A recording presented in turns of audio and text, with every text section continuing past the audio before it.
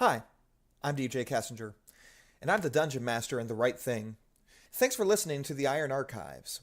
Remember, nobody knows what will happen.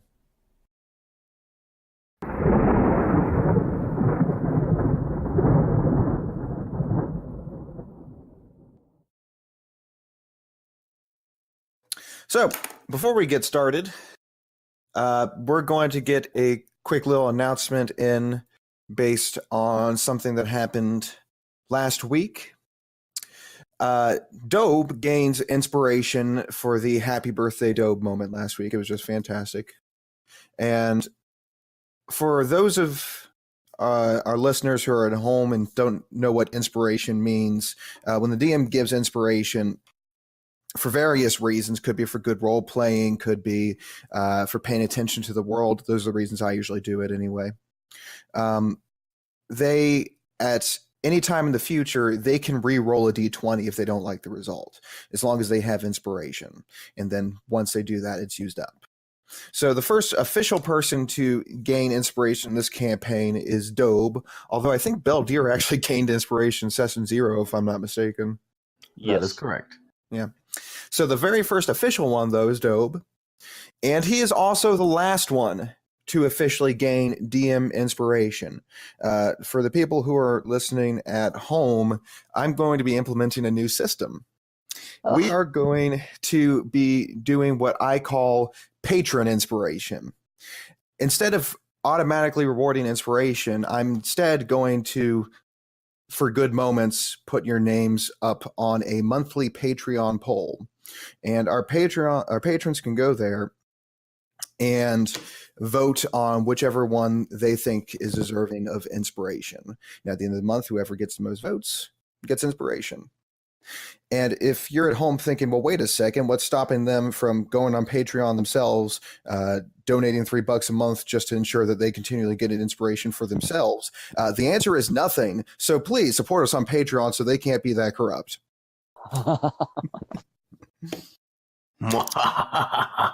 That doesn't stop me from putting in multiple accounts.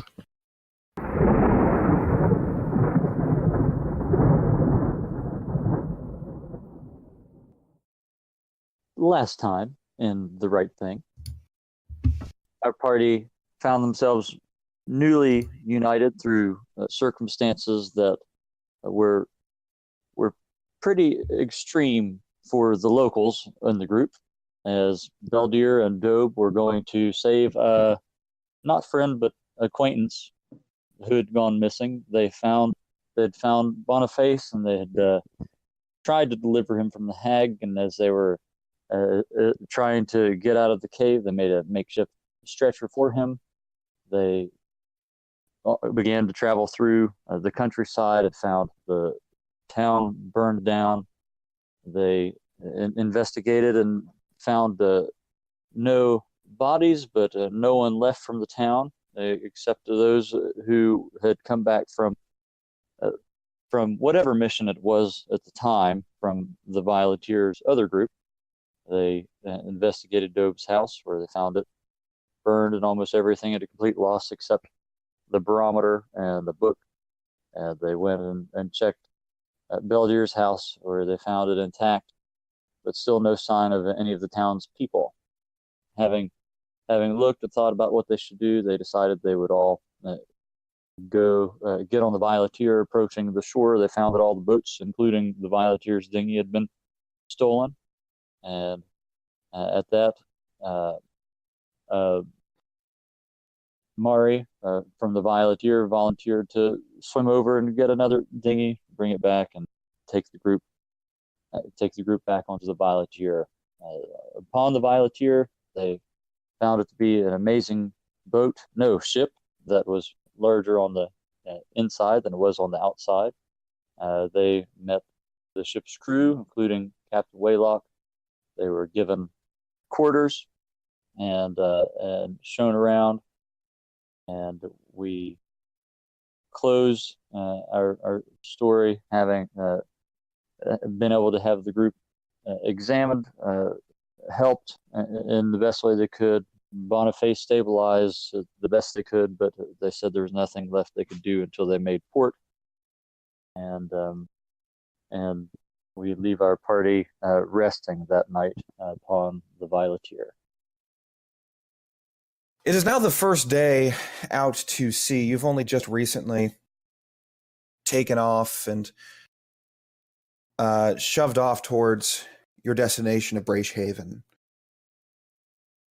You are beginning to get into the rhythm of daily life upon the Violeteer, having been taught the chores and some of the basic jobs that need to be done aboard the ship.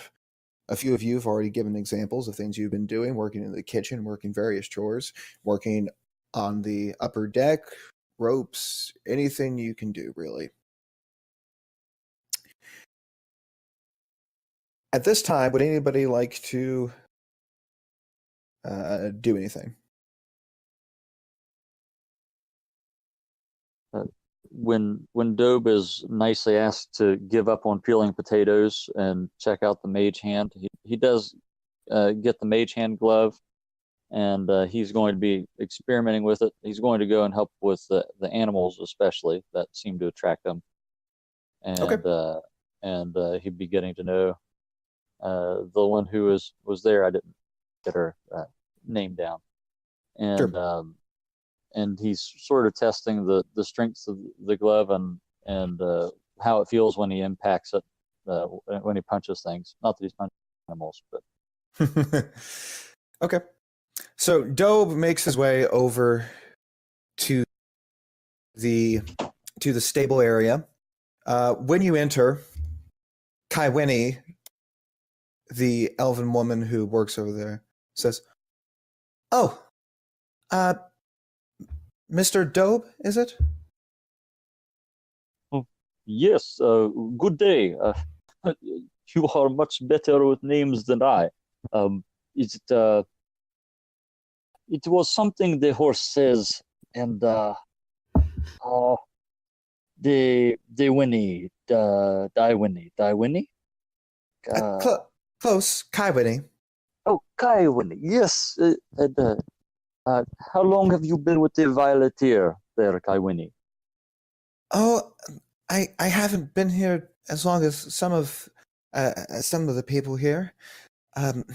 I'm afraid I'm no good in a fight, and I'm happy to get this opportunity to work.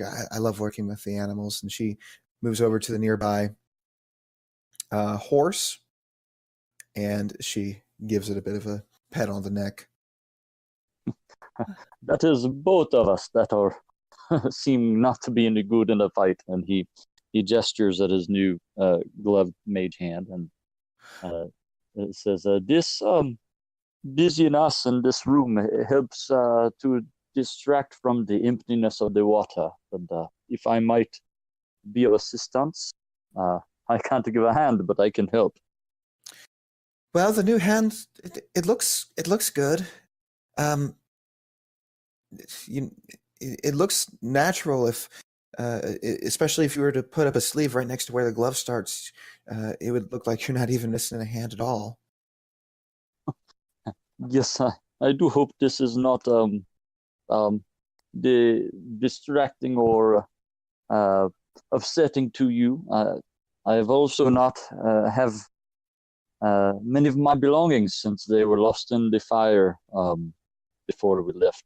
But I will take that into consideration to make me think of my friend from home. She would remind me of what the sighted people thought as they looked, and it makes me think of how I ought to maybe hold my face when I'm not thinking about it, other things like that. But yes, I'm happy to help. Good. Have you ever milked an argali before? No, I have not. Is it similar to milking other things? It's very similar to milking a cow, if you've done that too. Okay, yes. Okay, good. Well, if that's the case, why don't you go try milking our argali over here? I'll go milk Joanna. Okay, I would be happy to. a good time to check this out.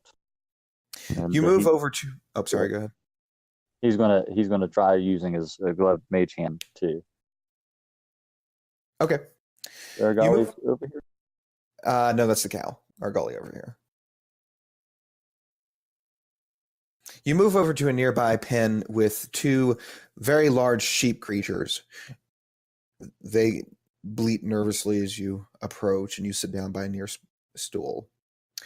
Go ahead and roll an animal handling check.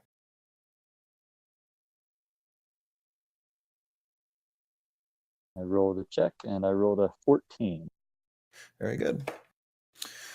You, having experienced this sort of thing, know how to milk the Argali. It is very much like milking a cow, and they soon calm down, and it's not long before you have a bucket full of milk. You find that the mage hand glove, while it doesn't have your full strength, it's certainly strong enough to milk an Argali, and it's strong enough for a lot of tasks. You also find that it's good for getting the out of reach places and if far side the udder and whatnot, as you would normally have to bend your wrist in an awkward way. The glove just moves over in that direction. You think this could be useful. Eventually, Kai Winnie moves back over carrying a bucket full herself. Well, how'd you do? This is not entirely different than what I've done before, and they have taken a liking to me. They just have to talk to them a bit. Perhaps we have more in common than one might think. I suppose so. She takes a little bit of the goat milk she has and pours it in a bowl in front of the nearby hound. She pets it before moving elsewhere. Well, I need to go work in the garden for a bit, but it seems like you're capable of making yourself useful here if you'd like to. Just be Yes, careful. I will see what I find to get into. All right. Moving, by the way we're going to be doing this, we are going to be doing sort of a combination while you are on Violet here for the most part. It's going to be a combination of downtime with more normal gameplay.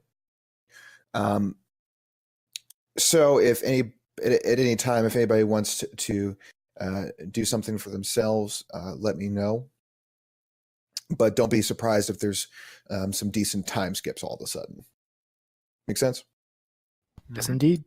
Okay. Yeah, I'd just like to make a note that Hamish, he stays in his quarters sometimes, and he keeps his stuff there, but he spends a lot of his time on deck under the sky, and he usually ends up sleeping on the deck as well. All right. Whenever Hamish finds some downtime, he does bask under the sun and looking for jobs mostly that are on the top deck rather than the below decks. Beldir has mainly just been helping around wherever he can, usually sitting around in the kitchen area rather than his room.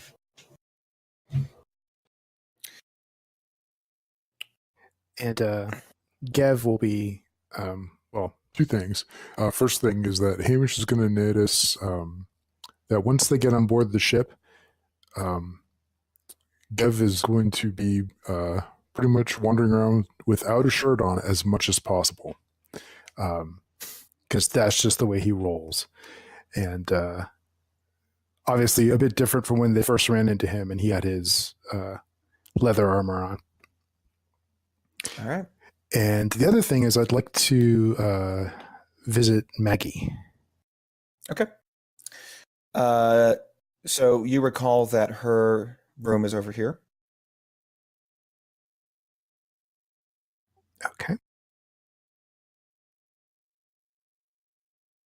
So Gev will go up to the door and give a little knock. After a little bit of time, the door opens and the human doctor stands before you, hair still on a French braid, and she even has a little bit of blood on her sleeve. Yes. Somebody else get hurt? No, Magdalene. I mean, Maggie. Yeah, Maggie. No, I just want to stop by and see if you could help me with something. She looks aside, back towards the door, towards her spare room before looking back. And what is it? Well, the last time we were, out there, Well, we got in a heap of trouble, and I didn't have any healer's kits with me, and it nearly cost some lives. And I've actually got a background with some healing skills, and I'd like to put them to use next time. But I was wondering if you could either spare a healer's kit or maybe show me how to make one. Well, there's not much to making one. As far as sparing one, though, I mean, with making them, it's mostly about having the materials. She continues to trail off as she opens the door to her spare room for a moment and grabs something. She grabs a healer's kit. Now, I do have a spare, but I can't just give it away. If you can reimburse me for the price, though, I suppose I can let it go. Oh, sure. How much do you want for it? And it's cost me a silver and 3 copper. All right. Well, you know what? How about I give you 2 silver for it? I won't say no to that. All right. Here you go. She takes the 2 silver and she hands you the healer's kit. You check it real quick, and inside it is completely untouched. All the bandaging and ointments, stitches, needles, everything you could need as far as immediate first aid that you can think of is there. Thank you so much. This is going to come in real handy, I'm sure. How's Boniface doing? She looks troubled for a moment. He's not doing well, to be honest. He's in and out. He occasionally reaches consciousness, but he doesn't appear to know where he is. We do need to get him to the Haven sooner rather than later. I see. Do you think the bites were poisoned? No, he's... You said that the creature that attacked him was some sort of hag? Yeah, that was a guess. I'm not really well versed with some of those things, but that's what it looked like. I mean, from the stories I've heard. It appeared to me to be torturous. The wounds don't have a purpose. They're not lethal. In fact, the locations were intentionally chosen, it seems, because they are not lethal. I'm afraid whatever you fought is quite sadistic in nature. Gev actually gets an uncharacteristic scowl on his face. Well, it's a good thing we took care of it then, I suppose.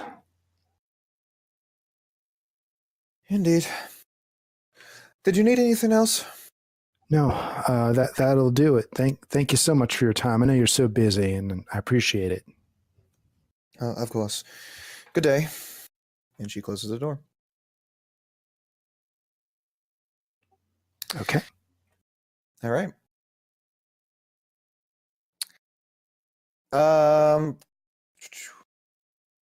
Beldeer, Yes. I need you to make a sea vehicles check. And that's intelligence based, and I think you can probably add your perception or your proficiency considering your background. Okay, I don't have a thing to roll for that, so I'm just gonna Just roll intelligence net too. Okay. Intelligence. 17. All right. As you are later in the day, as you are up on the top deck, the wind begins to pick up suddenly on the sails, and one of the ropes moves unexpectedly. However, you, having a good amount of experience in this sort of thing, you manage to move with it just in time. A less experienced person would have had the rope snap, but you managed to loosen it just enough to keep catastrophe from happening. You give a content smile to yourself, and looking back towards the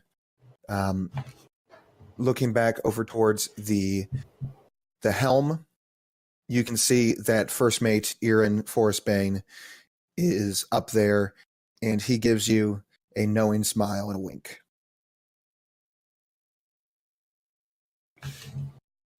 Awesome. Veldir will continue on his day. All right. Sikia would go to that little library on board the ship and see if she can't find any books about something that might sound similar to whatever it is that they fought. I know that it's a sea hag, but I don't know that she would know that. So she's researching it. All right. While you're waiting to do that, Dobe, as the day passes and you've worked in the kitchen, you've worked with the stables a bit, you move over towards the library, and as you approach the doors, you can hear shouting. Well, Dobe isn't much for subterfuge, so since the library was introduced to him as something he was able to go to, he would just walk in. All right. You walk in to find the two halflings of the crew inside. Jehu is behind his desk, and he is just reading. Whifford is on the other side, and his face is beet red. What kind of librarian do you call yourself, Jehu? Can't even get 38 days on the Mirror Sea. It's a classic. Every library ought to have it. How am I supposed to function as a wizard if I can't have the books that I need? Jehu says nothing and simply turns another page. And so at this, as I say, is there no copy in any language here? Jehu looks up from his book and shakes his head. I could perhaps recount something I have heard of it. Which translator would you like? They have some interesting ways to turn their phrases depending on which version you read. Roll persuasion. Sure.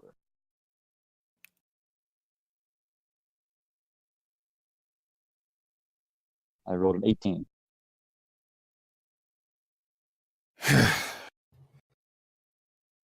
Whifford rubs his temples for a moment. All right, Dobe. I need to know about whatever information about the creature in the Mirror Sea was. Do you remember anything like that? They said its tail was like fish hooks, and it was green like seaweed. I'm not sure quite what that is. The Tyranid would not have a word for that one. They had a shining on its skin like it had precious jewels on it, as if someone could have its hide, they might have riches, but it would not do any good for the ones who were stranded on the Mirror Sea. Okay. That's what I needed to know. Looking over to back to Jehu. Now listen, You're on this ship because of charity, you shadowless fool. Get the books that we need. Thank you, Dobe, says Whitford as he moves out of the library. At this, Dobe's chin hangs just a little bit, and he awkwardly holds his book of the debate on the shadowless up and says, shall we put these back ourselves, or do you reshelve them here? Jehu points to his desk. Thanks, and I will just be over in the corner drawing from the Tyrannid section until someone might read to me. Do you know anyone who may do out loud readings? He shrugs his shoulders, not looking up from his book. And so Dobe's just going to peruse a little bit, and if he could find something of an adventure, he would pick it up. Okay. All right. Back to Sikia. Sikia, with that investigation check, you can find through many of the monster sections whenever you chose to search through the library. And you did find a book detailing creatures like this. It is indeed called a sea hag.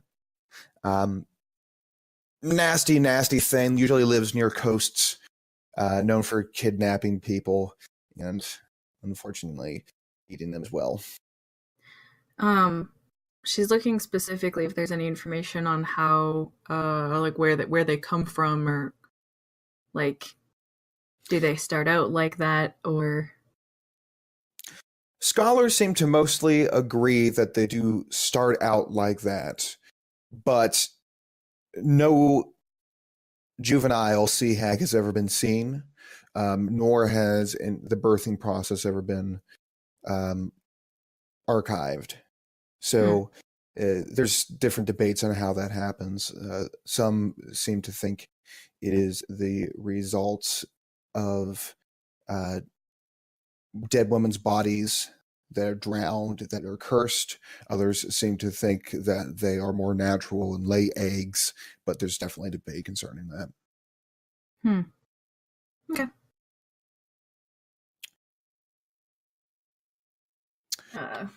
Sikia spends some time hanging out in the library, kind of almost copying notes out of some of these books. Fair enough. All right. A day passes as you continue to do your various jobs in Violeteer. And so it is now officially the 39th of Second Reign. Anybody want to do anything the next day?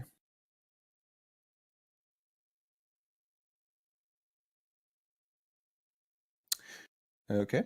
Dobe would do a little more of the same and see if there was. He's bothered by his underperformance and think he might need to try to pick up on that and figure out where his place would be if he were to find himself in an event like that again. And so he would be saying if there was some way to train and practice, see if he can make use of that mage hand like he would have been used to with Maul, or if you have to figure out a different way to defend himself if he'd need to again. Okay.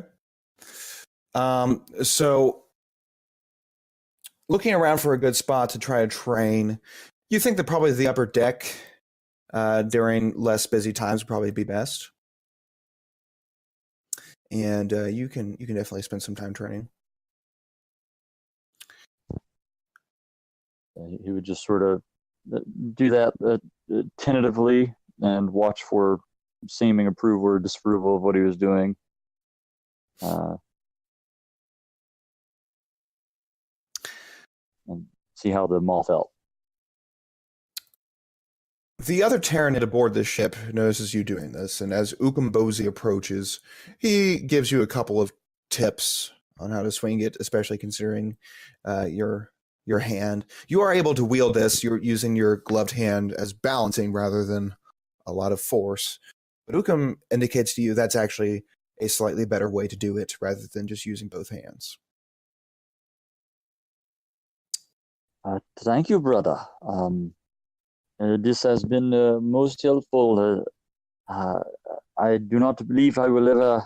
Well, what could be better than your actual hand? But this is much more than I had anticipated.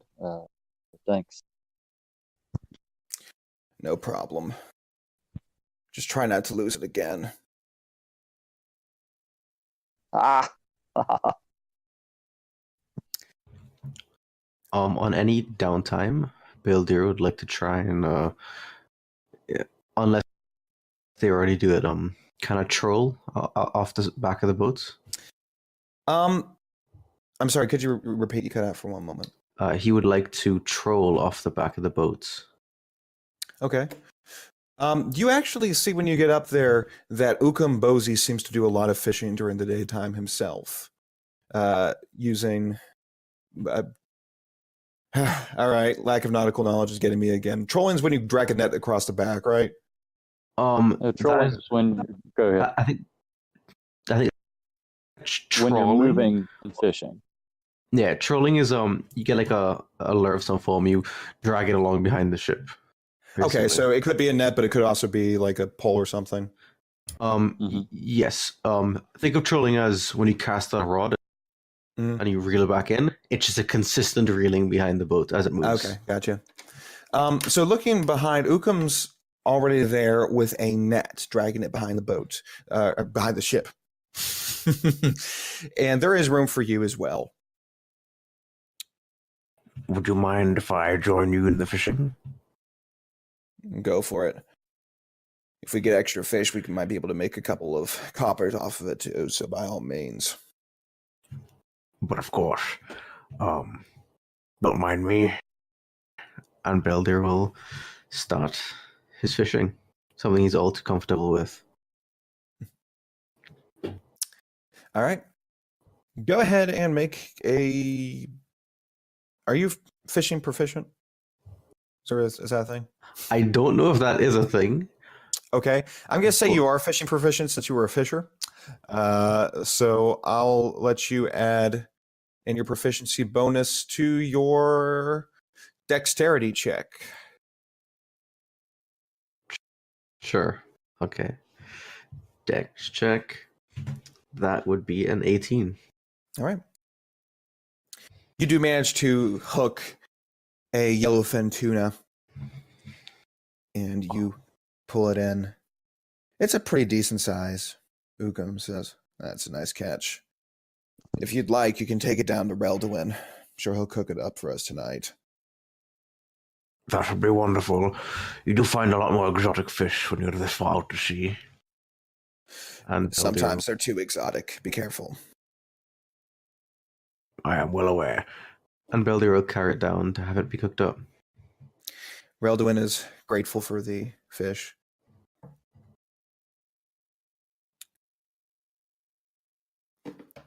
All right. Gev. Yes. During the evening after the fish dinner, you come out of your room to see that Boudica and Erin are squaring off in the middle of the dining hall. A few other of your crewmates are around them as well, cheering on, and you can see that a few different pieces of silver have been put on tables at different locations. Mates, the dwarven tracker calls over to you. "Ah, Gav, why don't you have a seat? About to see something nice." And by the way, anybody else who would also like to see this may also come out of their rooms to see this at this time. Beldir spends most of the time lounging in that area before bed anyways, so he's most likely already sitting there. Bill would have been there. Karen steps out of his room and watches from the side of the doorway instead of taking a seat. And Hamish hears the ruckus from the deck and decides to investigate as well. Yeah, Dobe can't stay sitting down there. He stands up out of instinct to want to stop a fight, but he knows he's not stopping this one. Gav, as you take a seat near Mates, he says, "How about you and I have a little bet? Say 3 silver?" And what exactly are we betting on? Who wins this here boxing match? Oh, between them? Between them. Oh, I'd put my money on Boudica. All right. Oh, I got shoot, sorry. 3 silver I'm on Aaron. I'm sorry, I made a quick mistake. It shouldn't be Boudica here. It should be Ukum over there. My bad, guys. Whatever. So it's actually Ukum and Irin squaring off. Ukum, all right. So which one you want? Oh, that's tough. Let's go for Ukum. All right, I'll take Irin, he says, putting down his 3 silver on the table. Karen steps up. Would you happen to be willing to make that 6? I'll put 3 on Aaron too. Yeah, flex up. Do I look like I'm made of money? Eh, I'll I've seen take people half with you. before. Sorry, Beldier, what was that? Beldir will walk over saying, I'll take the other half with you, Mr. Gav. All right, Beldir. Now it's a real bet. Show him who's boss, Aaron. Come on, Ukum, don't let me down. All right. First die roll is for Aaron. Second is for Ukum. Ooh. The fight, I'm sorry, that is a 10 and an 11. The fight is close. It continues on for quite some time, both of them trading blows. Aaron is a little bit more nimble, but Ukum has the strength. It continues on and on until finally Ukum gets a foot hooked behind the heel of Aaron and trips him over to the ground and knocking his head against the floor. Aaron, all right, you got me. I knew you were no match for me. Mates looks disappointed. Well, loss is a loss. There you go, he says, sliding over his 3 silver. Karen slides over his own 3 towards the other 2. Each of you gain an extra 3 silver. Huzzah. As the various crew members are talking among themselves, laughing, maybe arguing among themselves about the bets, Boudica steps up to the victorious Ukum. Hey, you think you're really good, don't you? I know I'm really good. Well, why don't you take me on? All right. This should be entertaining. Gold piece on Boudica. Mates does not respond. Oh, Boudica all the way, man. You know that. I ain't taking that bet. Ukum takes a left hook at Boudica. She dodges instantly, slips the punch with no issue whatsoever. Quickly, he turns around and tries to hit her with an elbow, but once again, dodges, not even touching her. Strike after strike goes out of Boudica, but she doesn't have to block or anything. Simply by moving her head around, she is untouchable. And finally, with one single left jab to the chin, Ukum falls down. She kicks him a bit. Hey, you all right down there? I can't believe I let that happen. Ow. She laughs and then walks away.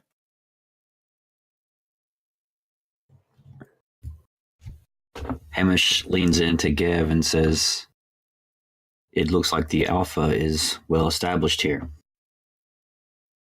Oh yeah, I learned that real quick on board. You don't mess with Boudica. I'm glad I learned from the sidelines. Mates leans over as well. Now, as far as fighters go, there are quite a few of us on here who are just as good, if not better than Boudica, but when it comes to hand, you don't mess with her. Do you know if she trained for that? I mean, some of that movement was uncanny. Do you think you get that good if you don't train? Roll persuasion, Gev.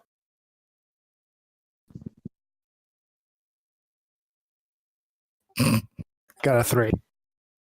Mate shakes his head. No, I never heard anything about like that. Okay.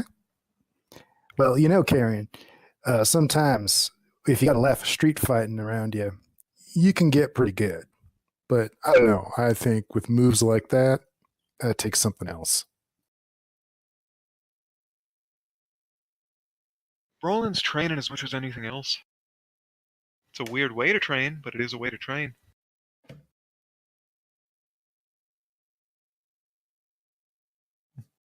And how about you? Where have you trained? You have to have. I see the way you twirl that spear around. I had a good mentor. Nobody you'd know, though. No, probably not. But evidently he did a good job. Might be you'll meet him one day. Oh, I'd like that. You know me, I always like meeting new people.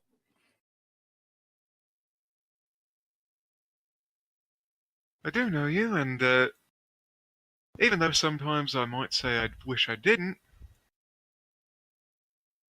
I just want you to know that's a joke.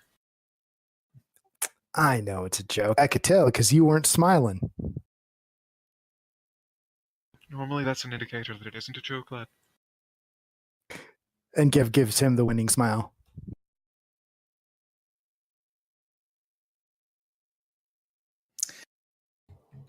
As the crew begins to dissipate back to their own quarters, all 4 of them, the day seems to have come to an end, and if nobody else wants to do anything on this second day, we'll move to the next. Beldir would have helped Ukum off the floor. All right.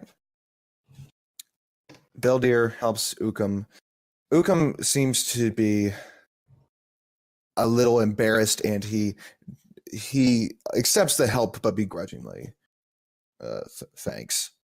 He says, Don't worry, Ukum. We fishermen are not built for fighting.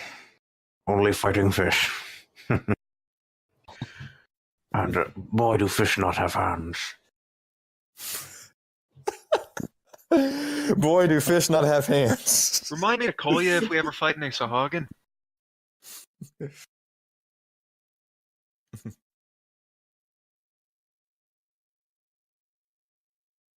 All right. Anything else on the second day?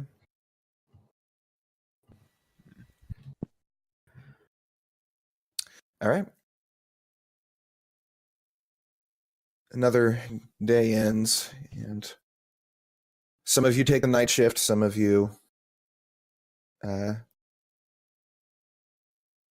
continue doing other chores around the ship. Anything on the third day, guys? Beldir will be looking around to see if there's anybody who has a tenacious set. Sure. You look around and you notice that as you talk around with some of the people, you talk to, let's make it Ripsy.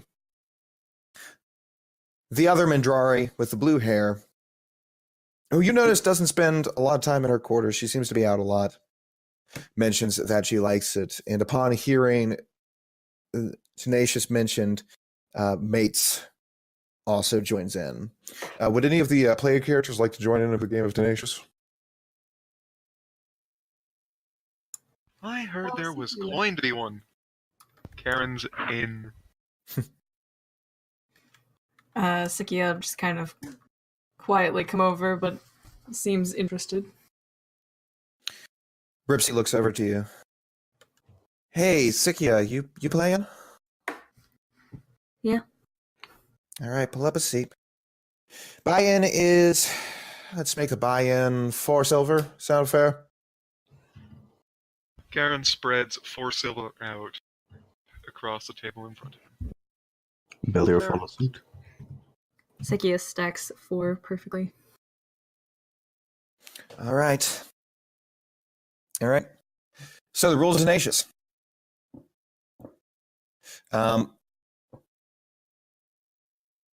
So go ahead, everybody, and roll a d20 to see who goes first. NPCs will also be rolling a d20.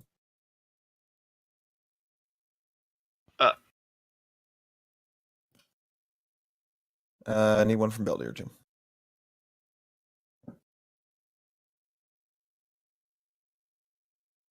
Beldier, you there? Yeah, sorry. One of my keys was sticky, and I was mushing it to try and unstick it. Wasn't working. Okay, so Ripsy and Karen have both tied with a 13. Go ahead and roll another d20, Karen. Oh. All right. Ripsy wins with a 6. She's going to go first. Let me put her right here so it's a little easier to say which way is clockwise. It will go clockwise. All right. So everybody, go ahead and whisper the rolls of 2 d12s to me.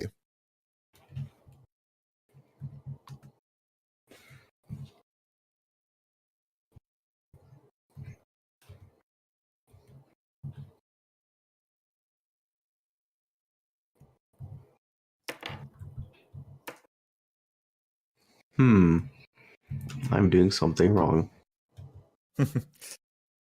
Dobe Do I is have to hanging set out it to behind. whisper mode? You Beldier. /GM roll. And One word? he's going to at some point loudly whisper to the person next to Beldier on that Beldier has the rectangle card.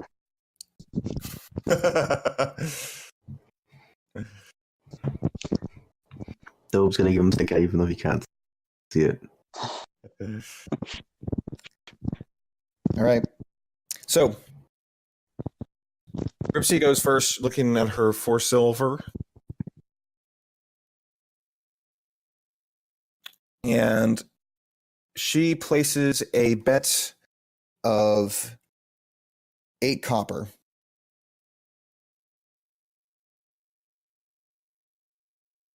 It is your turn, Sikia.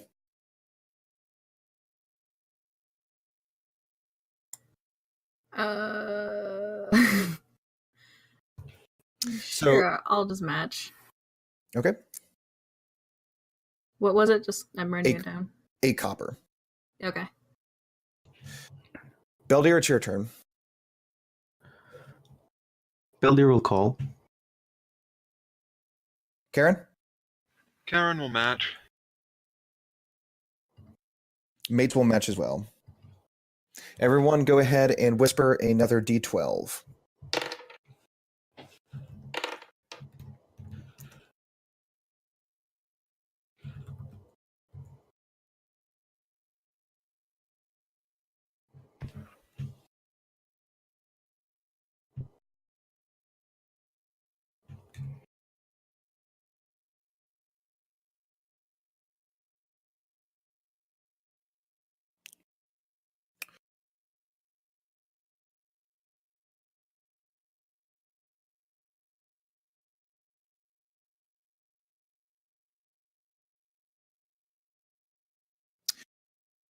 Ripsy taps the table to indicate that after drawing her card, she is not going to add anything to the bet.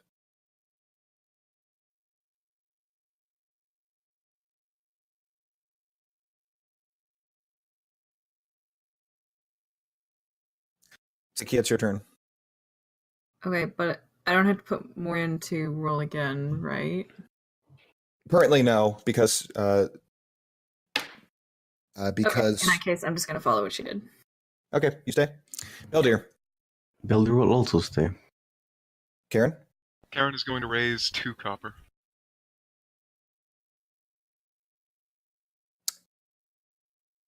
Mates raises it another 8 to a whole silver. Karen puts down another silver. Not yet.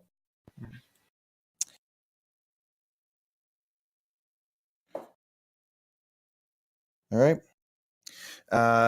Ripsy looks at her cards and she puts down a silver as well. Sikia will also put down a silver.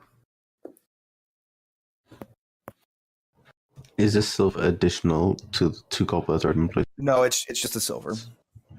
Okay. Beldir will go ahead and also. All right. Now, Karen, you said you're putting down another silver. Did you mean you're picking up your 2 copper and putting down the silver? Yes. Okay. All right. Everyone may choose to stay or draw another card. Karen stays.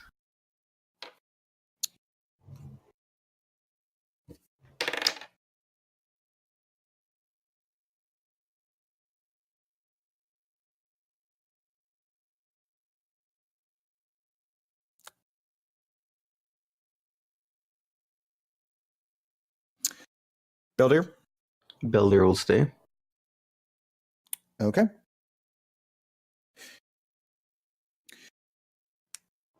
Another round of betting, and looking at the table, Ripsy taps. Sikia will do the same. Beldir will also. Karen does the same. Mates does the same.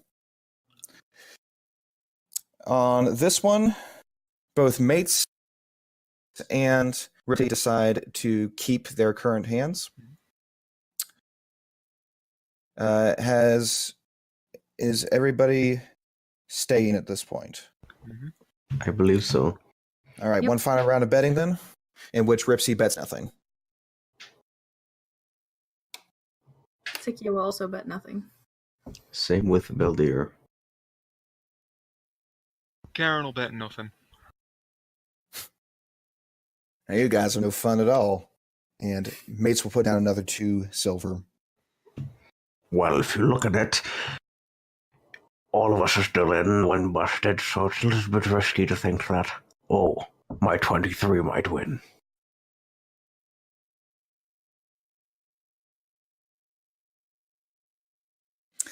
Ripsy also looks for things for a moment, and then she puts down 2 silver. You're on, old man. CK? So if I don't put something in, I'm out. Yeah, you have to fold if you don't put in another 2 silver. What the heck? I'll put in 2 silver. Okay.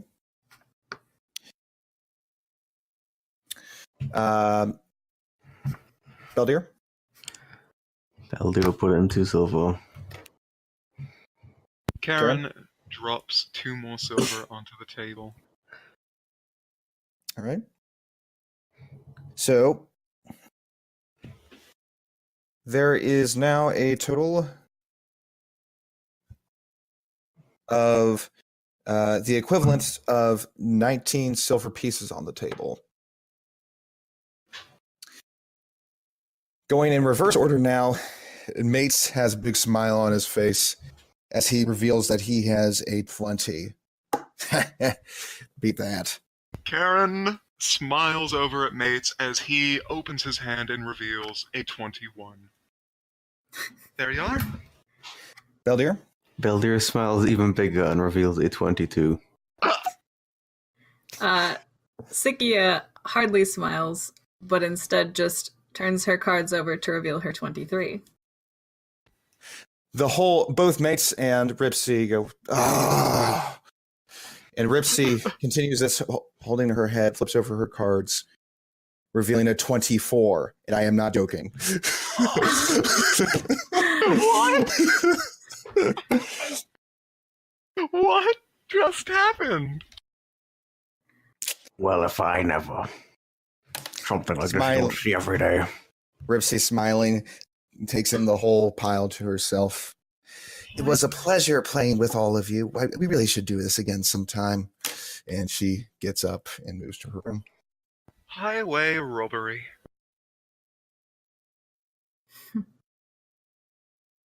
I can't believe the cards did that to us.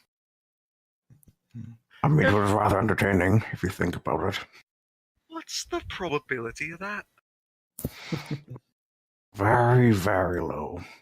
Probably about the probability of being attacked by a owlbear on this ship. Don't tempt fate there. An owlbear suddenly appears. Roll initiative. Well, you see. There's tempting fate. See, no one ever actually tempts fate. They tempt their DM. Yeah. I got an 18 on initiative. Do I beat the owlbear? No. Well, the owlbear just wants to play cards too. Yeah. Oh. What's the owlbear offering to the table? Honeycombs? I'd play him for honeycombs. Anywho. That'll be all for the day. Karen is going to retire back to his empty, depressing room with nothing in it again. Oh, no. Beldir looking at Siki will say, I don't think you're much of a gambler. I'm bored. What else is there to do on this ship? I mean, you could read, you could help attend to many duties. You could join me in Ukum fishing. I could teach you that. It's rather fun. Go back to your roots. Suppose I could try that. Anything to belay the boredom. Wonderful. First thing tomorrow morning, I'll see you there. Sure. And she slides away, looking kind of disgusted with herself for agreeing to attempt to hook fish. Anywho, is that it for the day? If nobody has anything else, I think we've been at this long enough that we can skip to the middle of the fourth day. Sikia, could you do me a favor and roll a perception?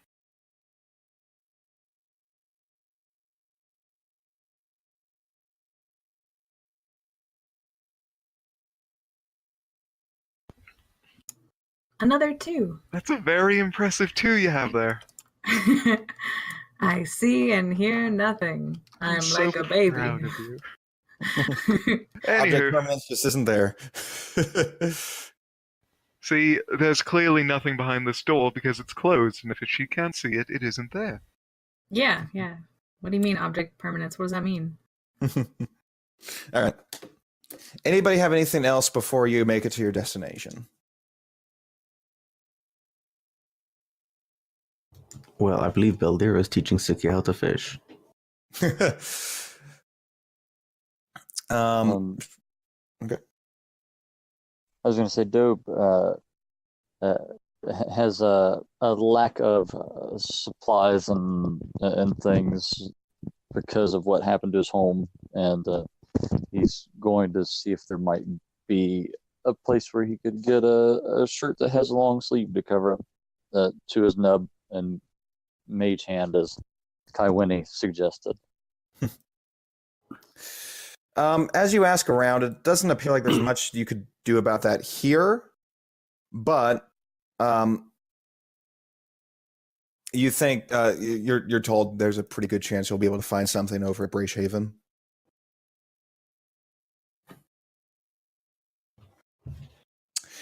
About it. Beldir and Sikia, did you two want to role play out the Sikia fishing experience, or did you just want to leave that to the imagination? Up to you guys. Sakia Amari, Yes, yes. She is. is this kinslaying? No. No, that's why I said it was taking her back to her roots and how they fished when they were, Oland. Sure, let's go through it. Why not? All right. On one of the latter days on the Violeteer, you find yourself on the back of the ship. Ukum has taken a break, and it is currently just Beldir and Sikia over there.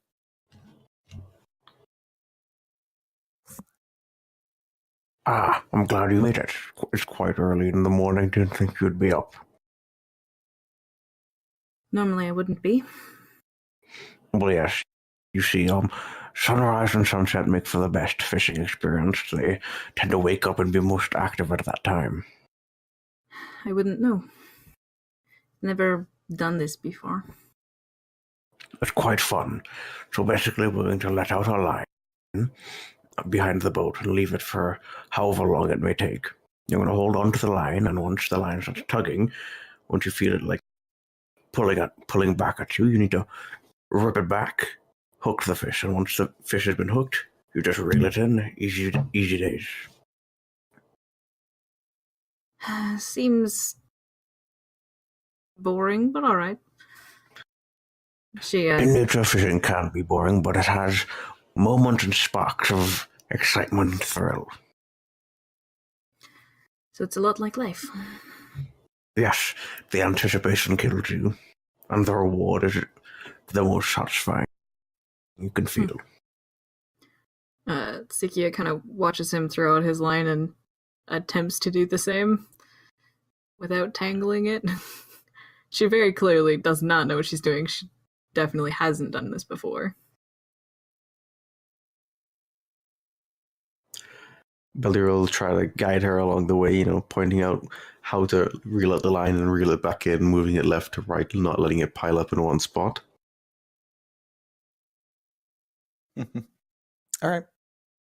Beldir, are you fishing too, or are you just focused on what Sikia is doing? I'm mainly focused on what she was doing. I was just giving her the initial example. Okay.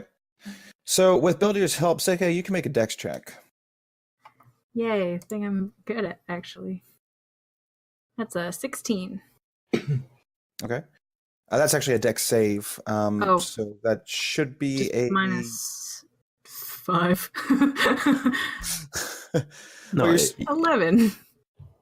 no, it would be -2. Minus 2? Oh, because Yeah, is you're proficient in proficiency dex. still applied to yeah. straight dex check? Well, no, it's whatever your dex modifier is added to what you rolled. Right. Oh, yeah, okay. All right, yeah. Then it, yeah. Okay. God, math is hard, but yeah. Okay, so during the time, with you do manage to get to a point where you feel like you're doing pretty decently, and you feel the line begin to tense. You jerk up slightly, setting in the hook, and you end up reeling in a decently sized tropical fish. You're not really sure of the species.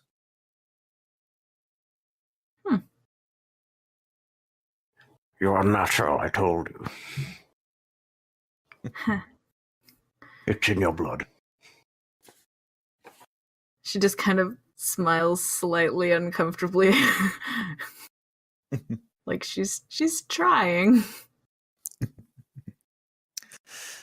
All right.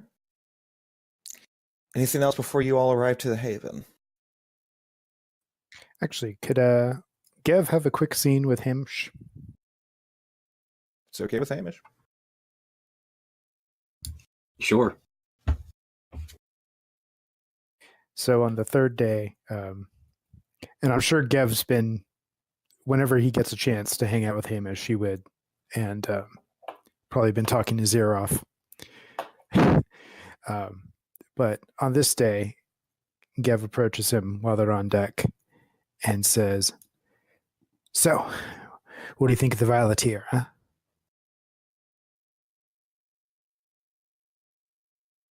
I'm trying to get used to it. Well, it's a little different, but I mean, it's kind of like being back home in a way because the ocean's like right here. But I mean, I don't know. Doesn't it feel like freedom in a way? Gav, for the last dozen years, my home has been in the forests and jungles and plains. This doesn't feel like freedom. But I'm getting used to it. And yes, it does remind me of home when we were younger. And when he hears that response, his face falls a little bit. Yeah, I guess maybe being like home isn't a great thing for you, huh? It's not bad. I'm just used to roaming most of the day, and here I'm just roaming from one spot to the next and back to the same spot again. It's difficult to adjust, but I think things will go well. Yeah, of course they will. Oh, and say, just so you know, I talked to Maggie and she gave me a healer's kit. So if we ever get in trouble again and we're not, you're not around, or well, I won't drop the ball again on that. Well, I'm glad to know that. I never thought that you dropped the ball. You don't seem, you seem like you care very deeply for these people, and I appreciate that. Yeah, they're good. I like them. Yeah, it's just, I don't know. Maybe I'm putting it on myself, but anyway, I just wanted you to know, it doesn't always have to come down to you. Well, I hope that we help each other now, and they seem like good people, and I am glad to be here. Oh, that's great. And he kind of slaps him on the back. And and then just kind of gives a wave and wanders off. Hamish kind of smiles a little pensively.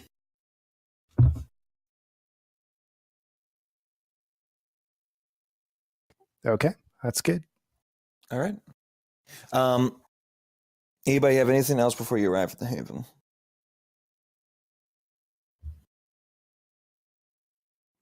If not, around about the middle of the fourth day,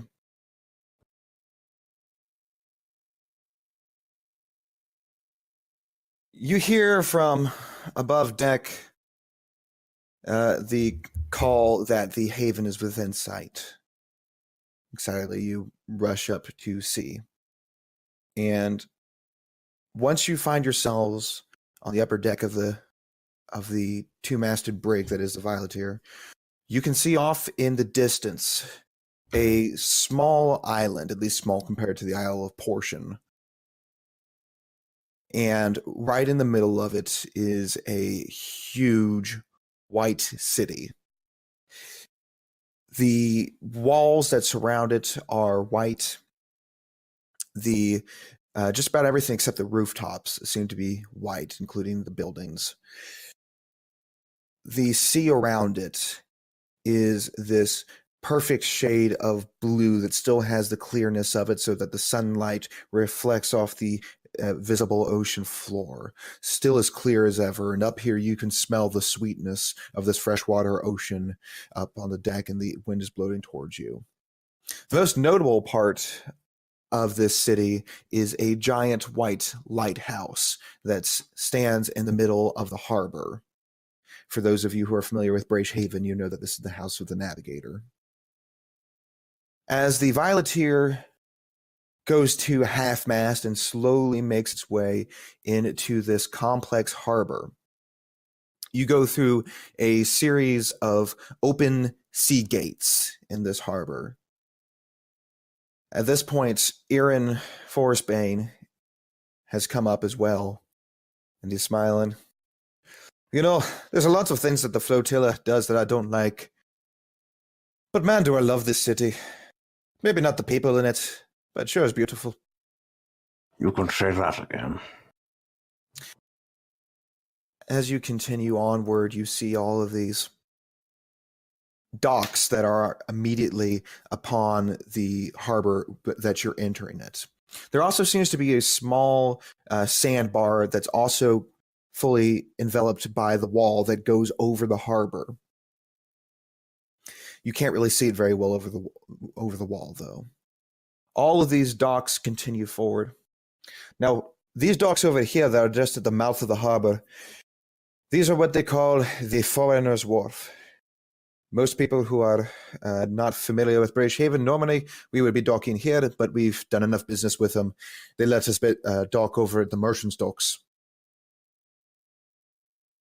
As you continue through, you move through the mouth of the harbor into the much larger middle of it, which has the lighthouse in the center with a land bridge connecting it to the main part of the city.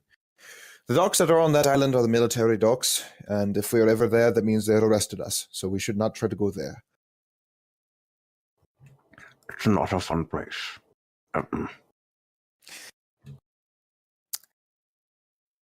The ship eventually makes it over to the docks in the wider part of the harbor towards the city rather than the seawall. And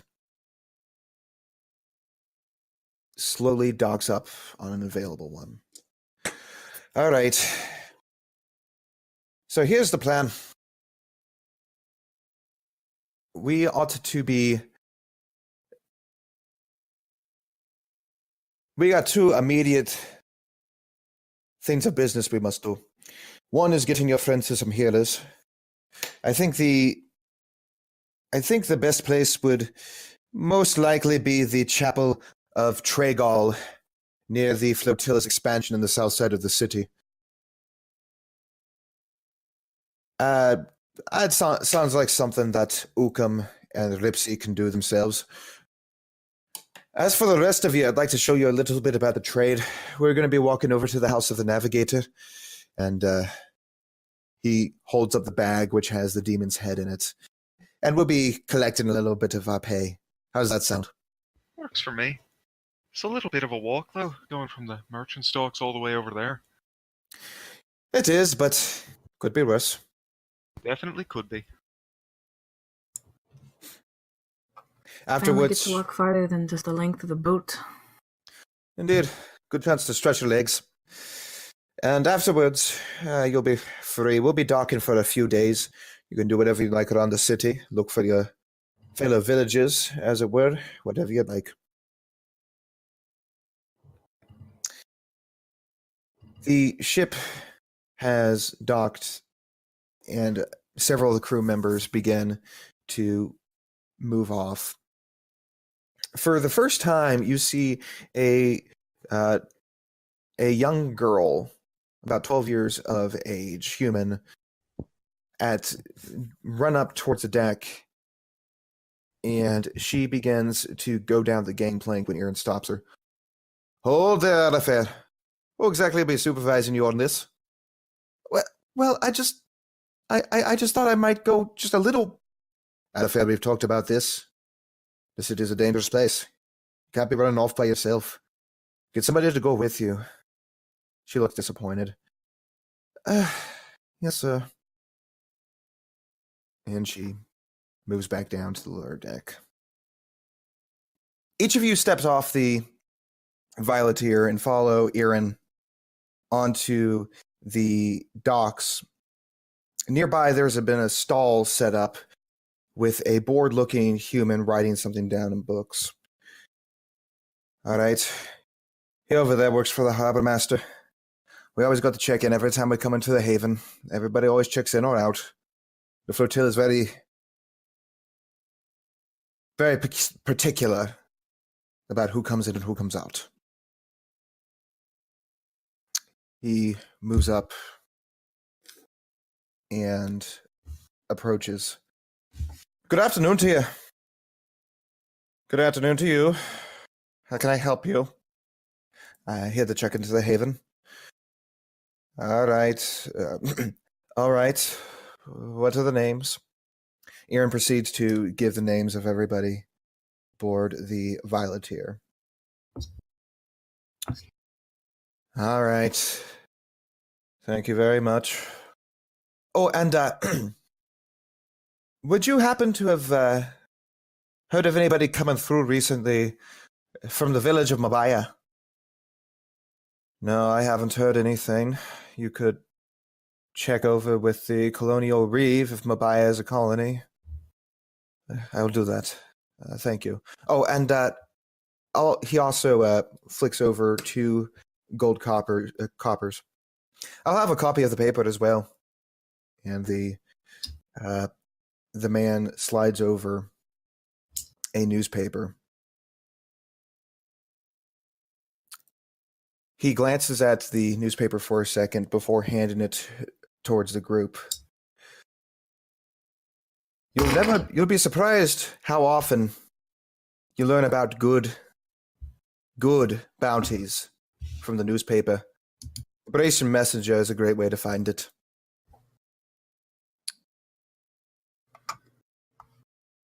Take a look when you can. Do the Isles here happen to print this in Terranid? I haven't seen it, I'm afraid. You might have to get somebody to read it to you. I thought as much. The shoeless fella. Looks like an interesting one. Oh, yeah. The old thief has been going around. Been making the mighty lords look not so mighty. Good bounty if we could find him. If we can find him. That's always the trick, isn't it? Eh.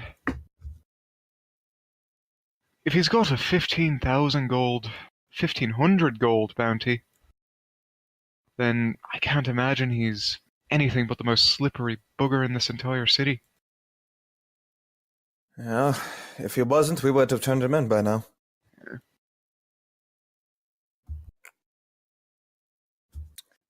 Oh, there's a festival. Aye. Festival of the Second World. Gotta watch out for those. Dangerous time. Here's something a bit more or speed. A ship sunk. Apparently it was carrying payment for war supplies.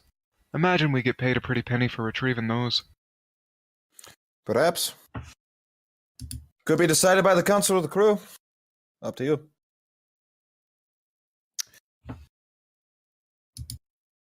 You all continue to walk through these streets, seeing all sorts of walks of life. The area you're at right now seems to be a more high-class area, though, so most people do seem to... the people you see are clean, more civilized. You walk around and walk through several highly guarded gates before reaching the complex at the base of the lighthouse. Erin leads you through several doors and eventually inside a small house inside the compound. Not inside the lighthouse itself, but within the compound of the lighthouse. All right, over here is the office of the Colonial Reeve, one of the places we can go in to collect bounties. He opens the door, and there appears to be a secretary beforehand. Here to see the Reeve. Over what business? Irin takes out the sack and pulls out the demon's head. I'm sure he'll be pleased to see that. Follow me. You all follow him into a large office. And I'm sorry. So said she'll be pleased to see that. In the large office, there is a single desk with a dwarven woman. With a dwarven woman behind the desk, writing down some papers.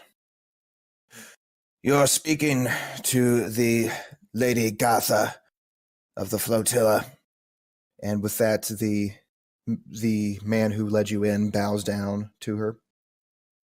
Irin stands still. The man then leaves, and the dwarven woman looks up. I still see that you don't do your silly bowing thing. It's going to get you in trouble. As long as we still get paid, I don't really see a problem, says Irin as he throws over the demon's head on the desk. It knocks over a few papers, and she looks at it in disgust. It's a demon's head, all right. She takes out a medium-sized sack and puts it on the desk. There's your gold. Have a few more bounties outside around the Isles too, if you're interested. Aye, we might be. Appreciate your business.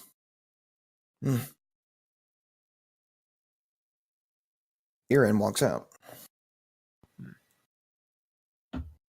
Oh, before I forget, he says, he turns around. Has your office received anything about villagers from Mabaya coming in? No, nothing of the sort.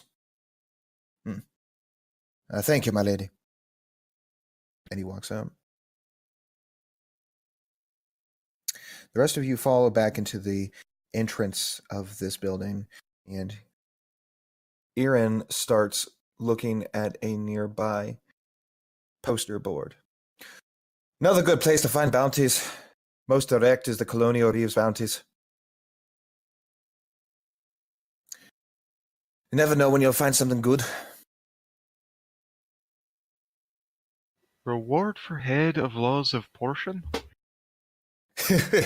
Good luck with that one. The king of the pirates ain't easily killed.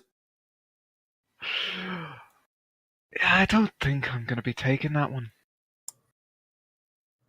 What, you don't want to be rich? I'd take the 99% chance of staying alive over the 1% chance of getting rich. I agree with Karen. I prefer my head. And if I get to keep my head, I say Isles of Portion can keep his. Sounds fair enough to me. How rich would this make a person if they found him? 40,000 gold pieces. Of course, we'd have to split it among the crew. Everything we do, anytime we take out the ship in order to make money, everything that's taken from that venture is split among the crew.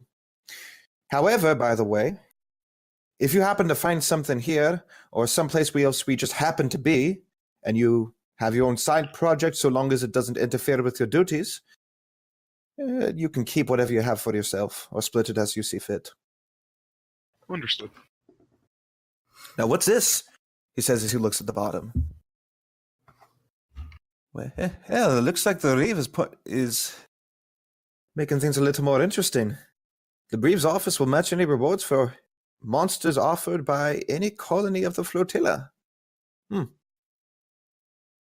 Any backwater we find, as long as the flotilla, if they have a monster problem, well, we can get double the gold.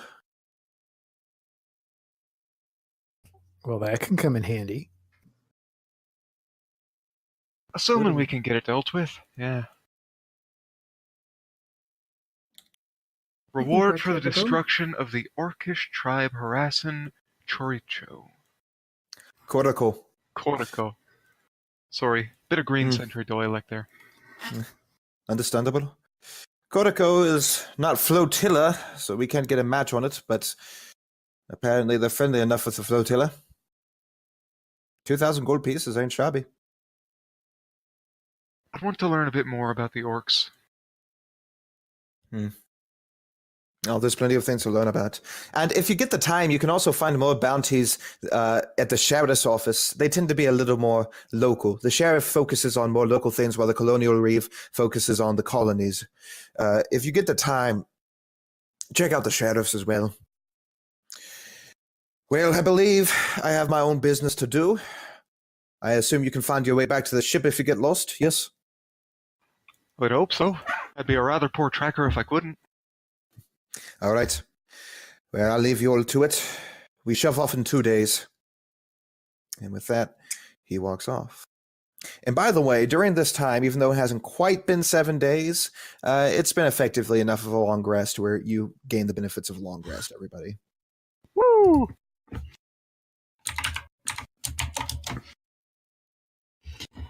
As we're walking through the city, Hamish seems a bit uncomfortable, and he's looking like he may have kind of a migraine.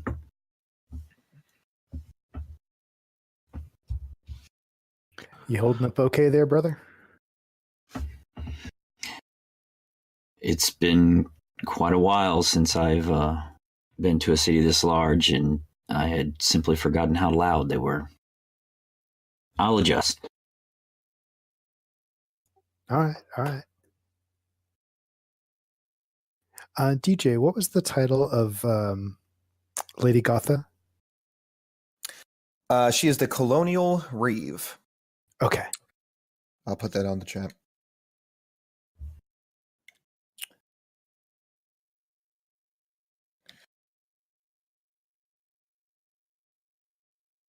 Thank you. Mm-hmm. All right. What would you guys like to do? That's a good question.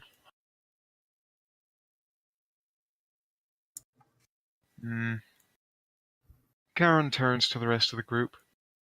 Would any of you mind if I made my way out and started asking questions about this Orcish tribe?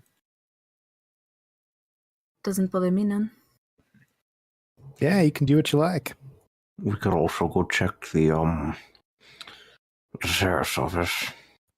Yeah, that's what I was thinking. I'll And be happy to talk to people, Carrion. once we're both done, we can meet up, maybe visit that Lackish Put, see what we can learn about this shipwreck.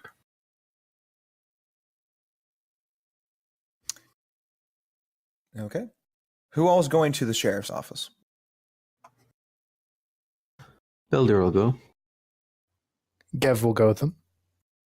Yeah, Hamish will go with Belder and Gev. And Right. wherever Beldier goes, that's where Dobe's going to go right now. Fair enough. All right. The sheriff's office is within the same complex. It's on the other side of the lighthouse, but it kind of matches the Reeves office.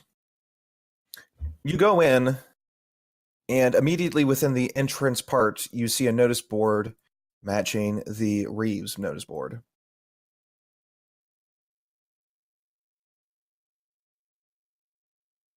You take a moment to look at it.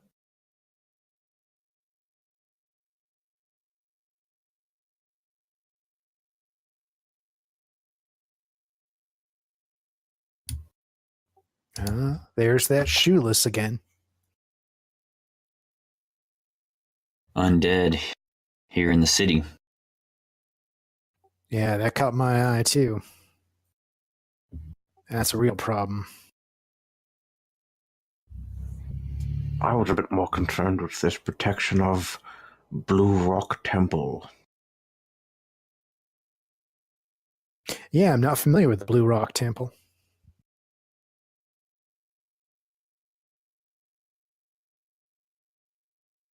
Yes, Would Beldir know anything about the Blue Rock Temple?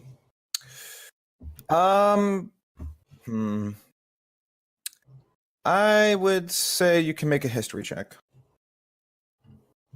Okay.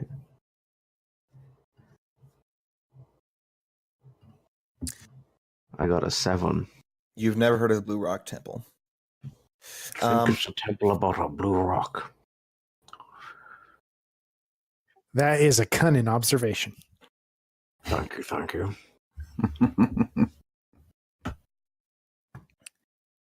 It looks like someone's also got a goblin problem. And we already know something about goblins. Yes, the problem is difficult.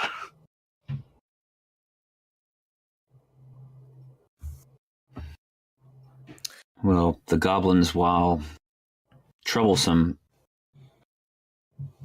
they are citizens of Mindria as well. Walkers of the earth, but this undead, they're an affront. I think that we should look into that. Well, I don't know how easy it'll be to deal with all potential undead. Could be more than 2 days' work, potentially a week. Who knows how many there are? I think of the goblins and potentially the capture of Triarchish. Heish. Probably the quickest things we can get done in 2 days. At this point, the elven man who's behind a nearby desk that matches the one at the Colonial Reeves says, "Can I help you with anything?" We are just here, to look at the notice board to see if there's any jobs that we can potentially get done while we stay here for 2 days before we head back off. All right. Just keep in mind that not all of those are necessarily offered by the sheriff's office. Sometimes people pay to have their own notices put on top of that. Like this, Aber Roche? Yes, that was a strange one. We received a letter with the payment to place it on the board. I can't really make heads or tails of it. It's good for a laugh, though. It is rather interesting. I have a question. Do you know who put up the posting for this capture of Triarch? Triarch is posted by the sheriff. If you would like, you can speak to him, and he might be able to give you more details. That would be wonderful, thank you. Of course. He goes back to writing some things down.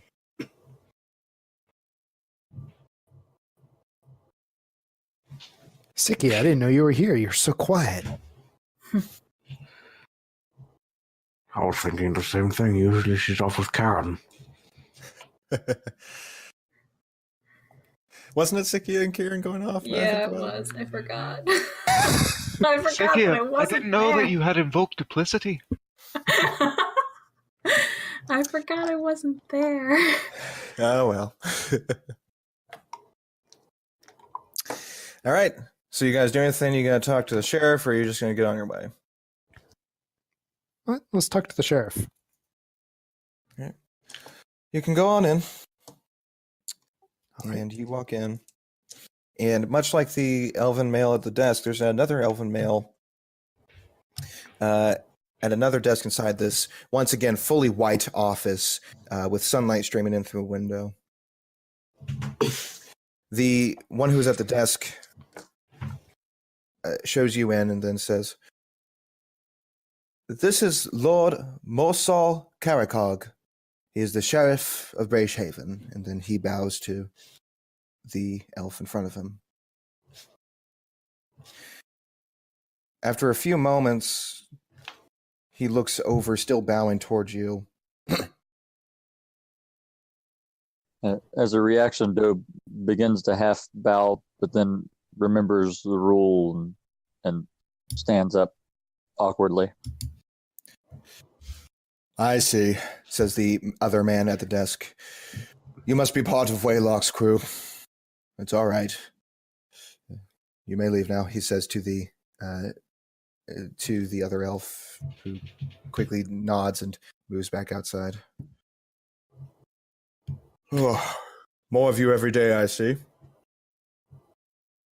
Yeah, some new faces here, huh? What can I help you with? We were interested in learning a little bit more about some of those postings on the notice board, specifically about Triac. Triac Kaish. Now he's wanted for murder. Dueling is strictly forbidden within the city, yet he continues to do so. Something about honor. Truth be told, we're not even sure if he's still in the city, but if you find him and you capture him alive, it's 100 gold. If you kill him, it's 50. Interesting. And Do be careful, though. He is a former silver bow. He is apparently very, very fast on the draw.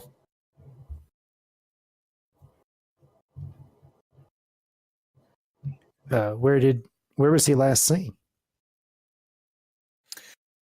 Well, he was probably last seen in some tavern. I'm afraid none of the guards are brave enough to try to capture them themselves. He says, shaking his head slightly. Okay. Well, we'll keep our eyes They on. are guards rather than capturers. I see what you did there. I got it.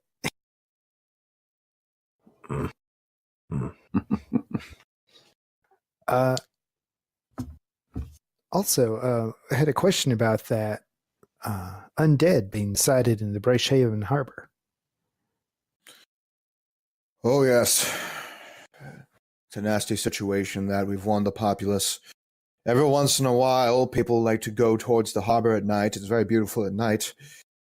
But people have been getting too close, and suddenly hands pop out from under the water and grab people and pull them under. Horrible way to go. If you can find out why that's been happening, and if you can find out if you can stop it from happening entirely, the 450 gold's yours. What makes you think it's undead? The hands that have come out are reported to be half rotting. Seems to be a pretty good indication that's undead. And on top of that, my guards have found a few dead bodies floating in the harbor the next day. May I ask how they were killed? Various ways, there's no uniformity.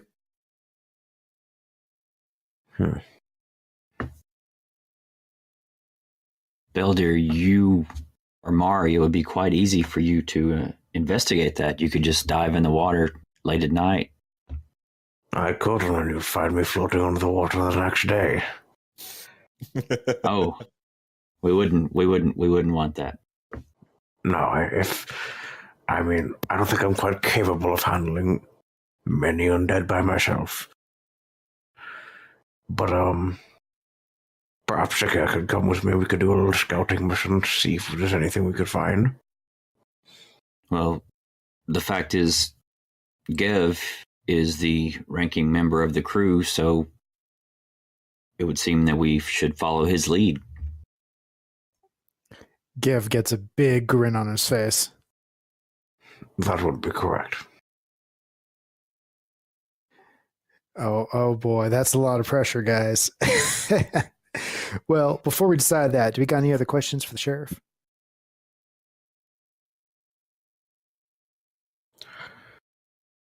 I do not. Could you tell me a bit about this Blue Rock Temple? I'm unfamiliar with it. I'm afraid I know nothing about it. It was someone paid to have that posted up there. Seems like silliness to me, but not as silly as the other private post. Yes, that one was quite interesting. Anyways, thank you for your time. Very So well. Dobe sort of leans over to Beldir and says, Beldir, undead and goblins, when we barely survived the last ones, if we're going to do anything, perhaps we just uh, uh, we just see if we can find this fighter guy or look for this shoeless person. And what is it about this Blue Rock Temple? I do agree we should potentially go for this Triarchation guy first, but for the goblins, as long as we find them first, they won't have the advantage of ambushing us. So, with a little bit of planning, we can turn the tide in our favor. As this Blue Rock Temple, somebody's looking to have us protect them in their research of it. So I assume the temple is dangerous, perhaps cursed, and he's a bit paranoid that something would attack or curse him. And he gets a little louder for Gev's sake and says, perhaps protecting someone working in research might be a good start if we're doing things like this. Well, we got to keep in mind how much time we got here. If they need something long term, we're not going to be able to do that. And usually research takes longer than 2 days, unless it's really quick for some reason, which is unusual but welcomed. Anyways, Mr. Gev, what do you think we should be doing? Well, we're going to meet up with Sikia and Karen later, so we can bring some of these ideas to them. But if we try to find this murderer, that could be tough. There's a lot of taverns. I bet there's a lot of taverns this guy could be hiding out, if he's even here. I mean, if he is known to be a duelist, perhaps he's made a reputation for himself. Perhaps people know of this duelist and know where he frequents as to avoid him or to challenge him. True enough, but we'd have to figure out a way to catch him without one of us getting run through. Well, why don't you challenge him to a duel? Oh, I appreciate your optimism. But yeah, I'm not sure that would go well. I bet Karen would probably be a better match for him. Possibly, but we wouldn't want to scare him off with a challenging opponent. No offense, of course. Oh, I get what you're saying. See, you're thinking like a fisherman. We'll use Gev here as old bait, throw him forward. I see. Perhaps You wouldn't be wrong, but, strategy is strategy. perhaps Don't blame if the fish and blame the bait. a one-armed fighter would be putting the word out that he had been prepared to best this Triarch in a duel. If he's a duelist, he would be hard-pressed to refuse that. Yes, the duelist and the singlist. We can do this. This whole campaign is just going to be a bunch of number jokes. I sense it. I am glad, Dobe, that you have not lost your sense of humor. He's had it It is since I've the known only him. thing I think I have.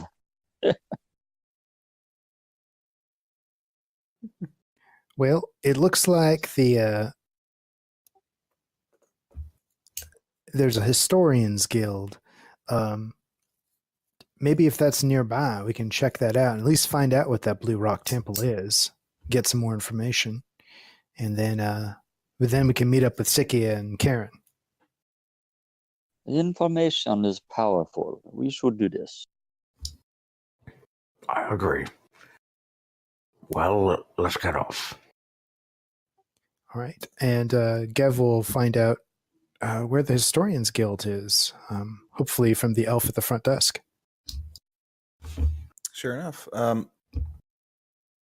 You find out easily enough where the Historians Guild is.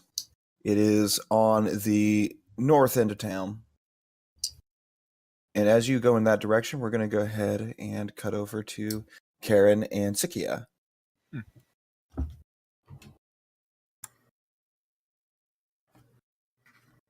Where the two groups split off, Karen started heading down towards the merchant docks and also towards the foreigner's wharf.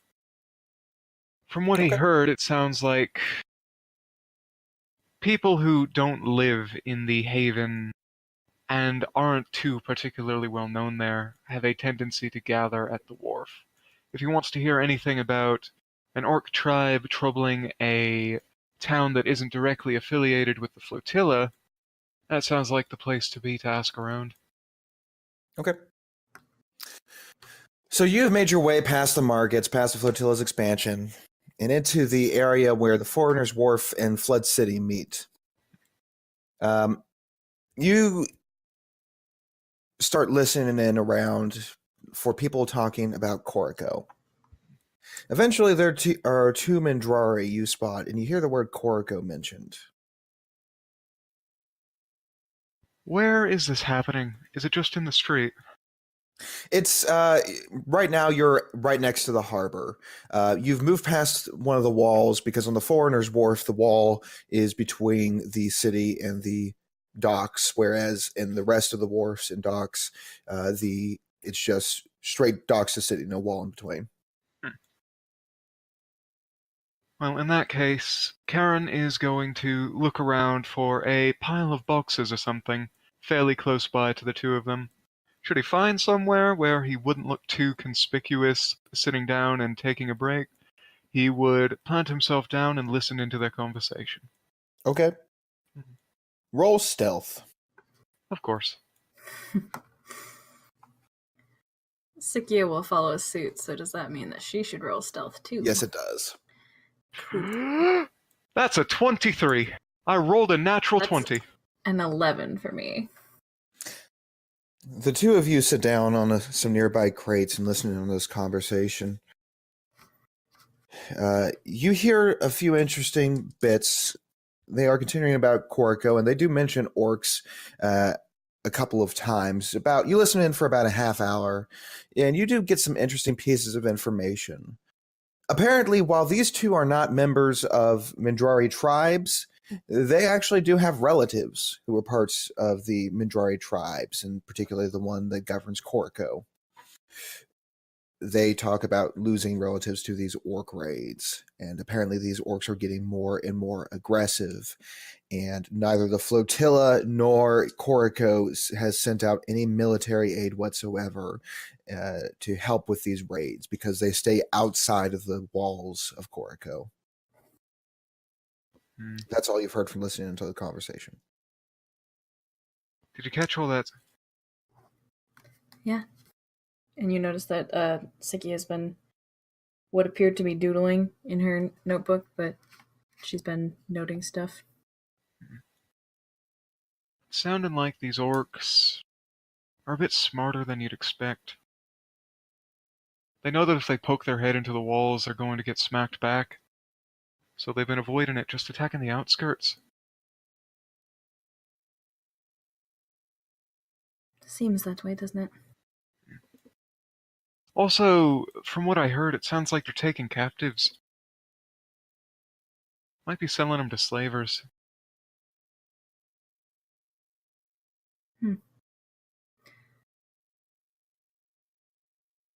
I wonder...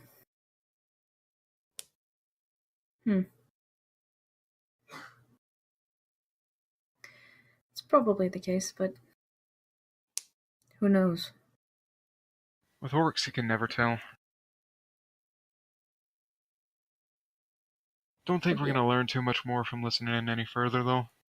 By this point, I imagine the rest of them have finished at the sheriff's. Probably. Carrion. Do you really think that we have a chance against a whole group of orcs? Us alone?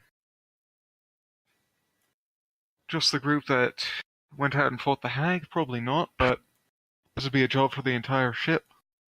We'd have our fair share. And the pay'd be split across the entire thing, I'd figure. Considering the prices on the other boards, seems like it would probably be a lot of orcs to warrant that much money. Quite possibly. But they never said we had to exterminate the orcs, I don't think. Just scare them off.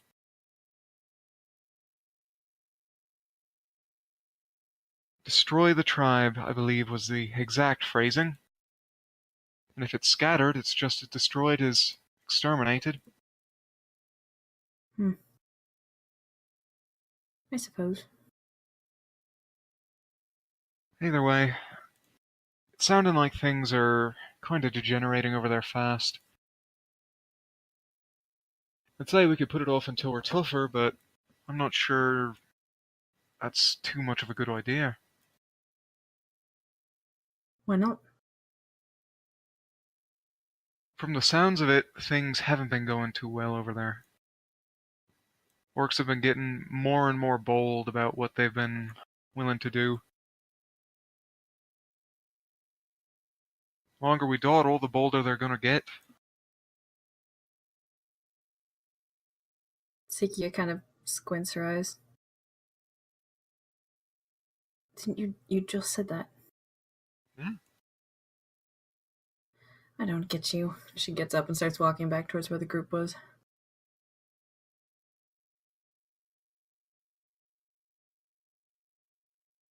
I mean, you asked why? Garen follows. Where did you all agree to meet up again? Most likely the same place that we split apart. We didn't agree at all. Oh, great. Yeah, we all spend the next Okay, 4 wait. hours trying to find each other. Okay. In this case, I got an idea. Oh boy. I want each group to appoint a leader for trying to find the other group. Hi, I have good survival. Make me Yeah, the leader, do Sikia. it. Do it. Okay. And the other team as well? Who we thinking, boys? Where are we dropping, boys? For using survival, Gev's actually proficient. Well, So is Beldir, but yours may be better. Gev is the ranking ship member, so Okay. In that case, Wanderer and Noah, I need you both to private message me where you're looking for the other ones. Oh no. I'm sure this will go perfectly. We'll be able to find them just where we left them. What's that private message code again? /WDM. You can also just DM me on Discord. You could also do that, yeah, if you're a dork. Yeah, if you're a dork and don't know how to Got 'em. code. What does that noise? That was a snort. I don't know how it came out on the side of the on the Discord side. I guess I'll find out later when I'm editing this.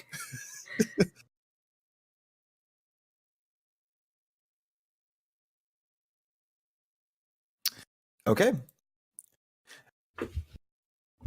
Both of you end up at the Reeves office. You have instinctually gone to the same place. Very good, guys. And you meet outside of the Reeves office now later in the afternoon. How'd the trip to the sheriff's office go? Well, we found quite a bit, actually. They've got some interesting things up there. And Gev will rattle those off and explain how they found out what they found out about Triac, as well as the undead. And Karen's ears immediately perk at the mention of undead. He looks up and focuses very intently on the conversation. Undead, is And- it? yeah, that's what they were saying. That's what they think, anyway. It sounds like we need to check it out first because I don't know. As we've seen before, people will say things and then you get there and it turns out to be something else. So, Well, put me on that and you'll find out if it's undead right quick. I'm all in for that one. well, the other thing was the Blue Rock Temple. There's not a lot of information about that, but we could head down to the Historians Guild and find out a little bit more. I'm just concerned we won't have enough time to do some of these more extensive ones, but the pay is right for a short little job. Why don't we just stop off and grab Shoeless? That should fund our stay. Oh, yeah, I'm sure that'll be easy. I'm quite sure that he does not want to be caught. Don't think you'll have a good time trying to find him. Well, Yeah. all I'd have to do is look for the nearest halfling.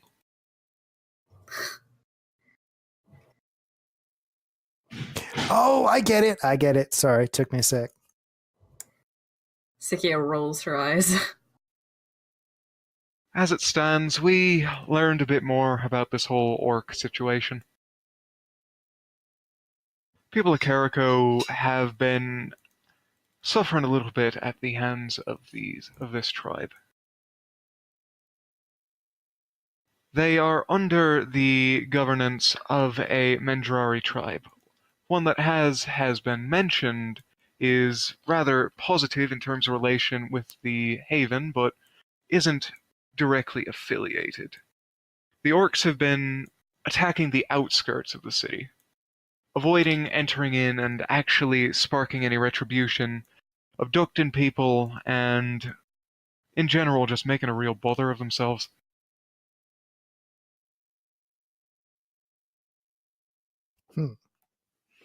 Well, that could be worth looking into. It could be, but Does not sound like a 2-day thing, though. it doesn't sound like a 2-day thing, no. Sounds like something we'd have to take the entire ship with. Yeah, I think so too. Maybe get some advice from the people on board. See if they've ever dealt with any orc tribes out here. I can tell you that from what I've heard about orc tribes, that's some pretty smart maneuvering. Knowing how to avoid retribution.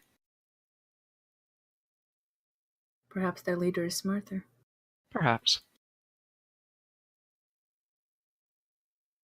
Well, if you'd like to join us, we're going to head over to that Historians Guild and see if we can find out about this Blue Rock. Well, Sikia, you got anything better to be doing? Carrion, you know I don't.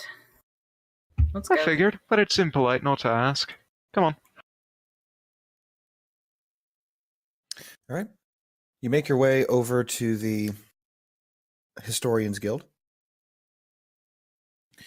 And you you find that it's in the guild area of the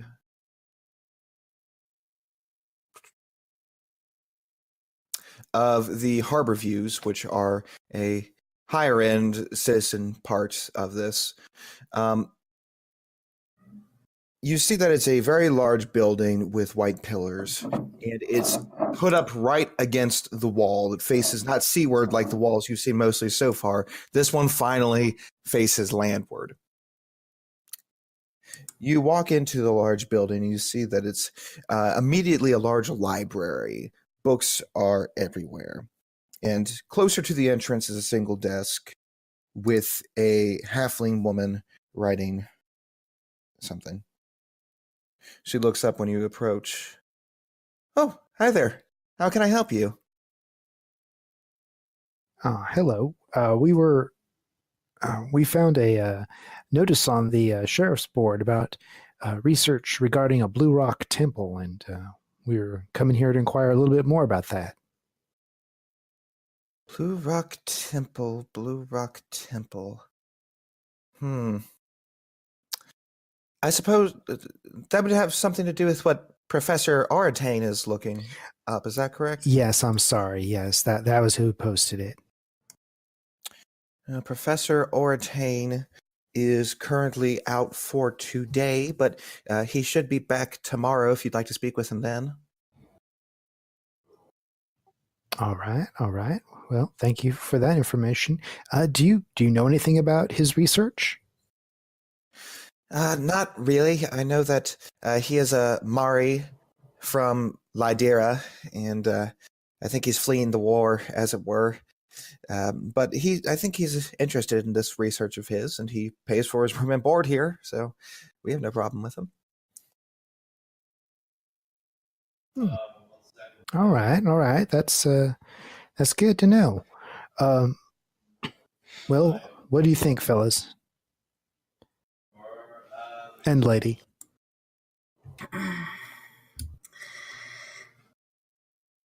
I mean, not really much to go on. Well, we can always I come was back. hoping a city would be a little more exciting. I'm already bored. If we're back out this way tomorrow, we can stop back in. Certainly. I Yeah. suppose. Thank you so much for your help. We appreciate it. Of course. You make your way out of the Historians Guild. About what time is it in the day, DJ? It's getting later. It's not to the point in the day where shops will be closing yet. Not quite to sunset, but probably about 4 o'clock, I'd say.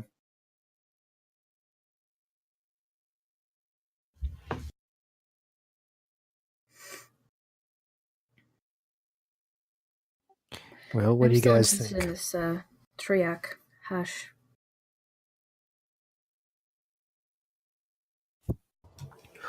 Finding this man seems like it would be the probably the best course of action. Seems like it might be fun. We do have some time before sundown. Well, let's see if we can dig up some information. They said he liked to frequent taverns. We might be able to at least find out maybe the last one he was seen at. Sounds like a pretty well-known feller. And this is a large city. Should we divide and conquer? That would probably be the best. What do you think? Split in pairs? Pairs, singles, I don't care. I'd say let's stick to pairs just in case one of the pairs gets into a little bit of trouble. I never get into trouble. I don't know what you're talking about. I mean, there was that time you got hit by a goblin. Do you not count that as trouble? Sikia just smacks Carrion on the back of the head. Hey! Like I said, always good to have somebody watching your back, right? And do we spread the word about the one-armed challenger? Seems a good opportunity. You really like that idea, don't you, Hamish? If my reputation were at stake, I don't think that I could refuse that. I'd say that's up to Doe. What do you think, Doe? As long as Beldia is the angler in this situation, and you are the snares, then I can be a braggadocious boxer, I guess. I'm pretty sure this will go very well, Dope, so don't you worry. If anything happens, we'll step in. All right, looks like we're seeding some rumors.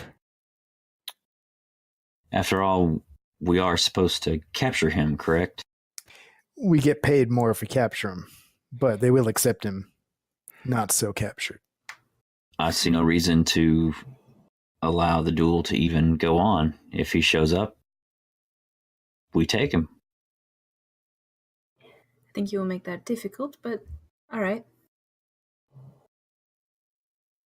Well, where should we say that the one-armed bandit wants to meet him?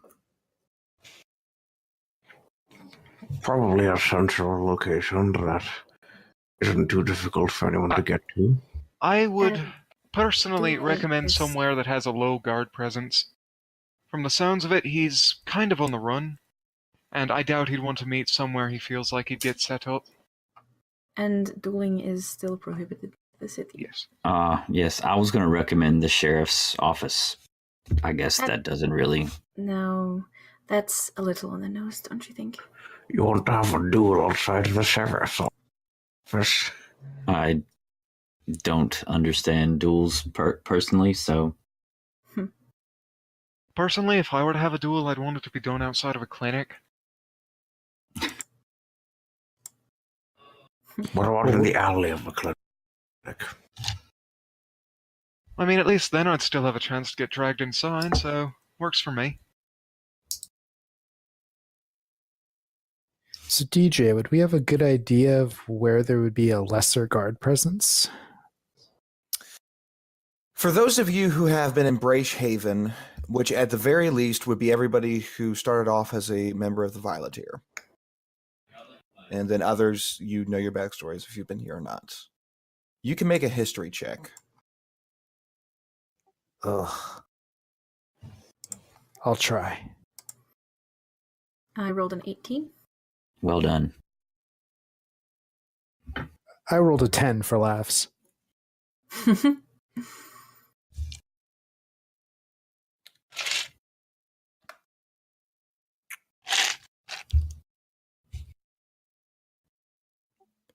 I'll say Gev was too distracted the last time he was here with all the neat and shiny things.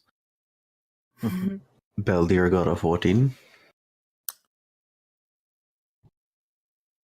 Sikia, you know that the Flood City, it tends to be a lot lower guard presence in general. You think if you were to find an alley around there, perhaps near the Foreigner's Wharf, just so it can lower the amount of locations where he might be waiting. You think around that area would be pretty good. I know just the spot. Down by Foreigner's Wharf. By the Flood City. It's kind of a slum down there. Well, you know what I mean. Would be a perfect place for a fight. Duel. Dirty Sorry. back alley brawl. Exactly. All right, so what time do we want to have him show up? Tomorrow night? I think that works. Or tonight, if we're really on it. I don't know how quick we could really spread the rumors. I think tomorrow night will probably be safer. Yeah, I think so too. It'll give us time to set up a proper ambush. Maybe we should let the sheriffs in on this so we do not get arrested trying to plant the ruse.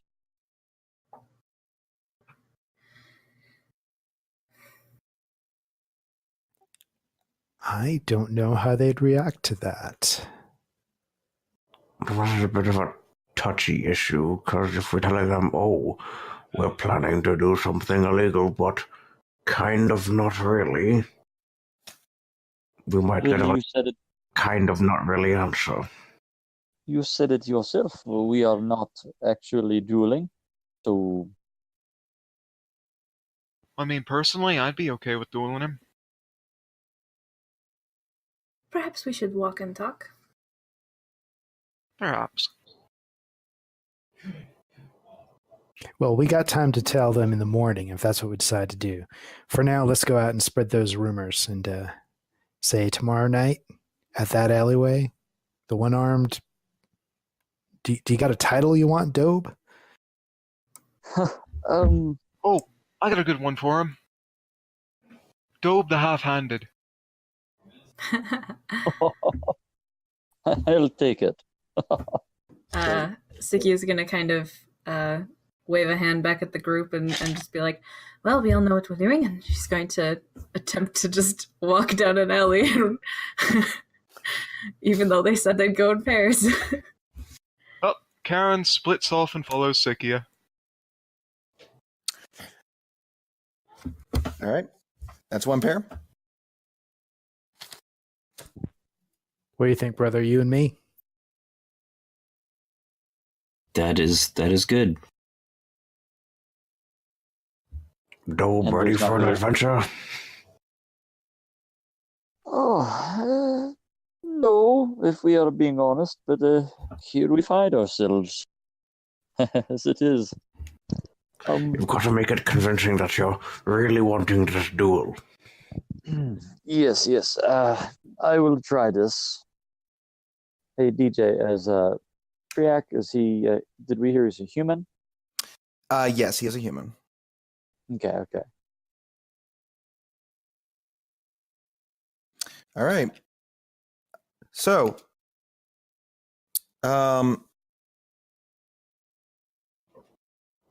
Karen and Sikia, would you like to go to the upper class part of town, middle class part of town, or poor part of town?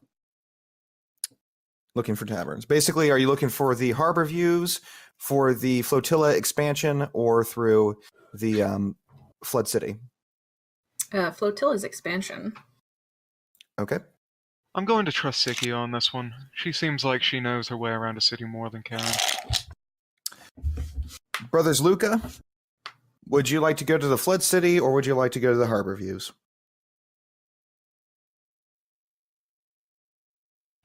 What do you think, brother? Well,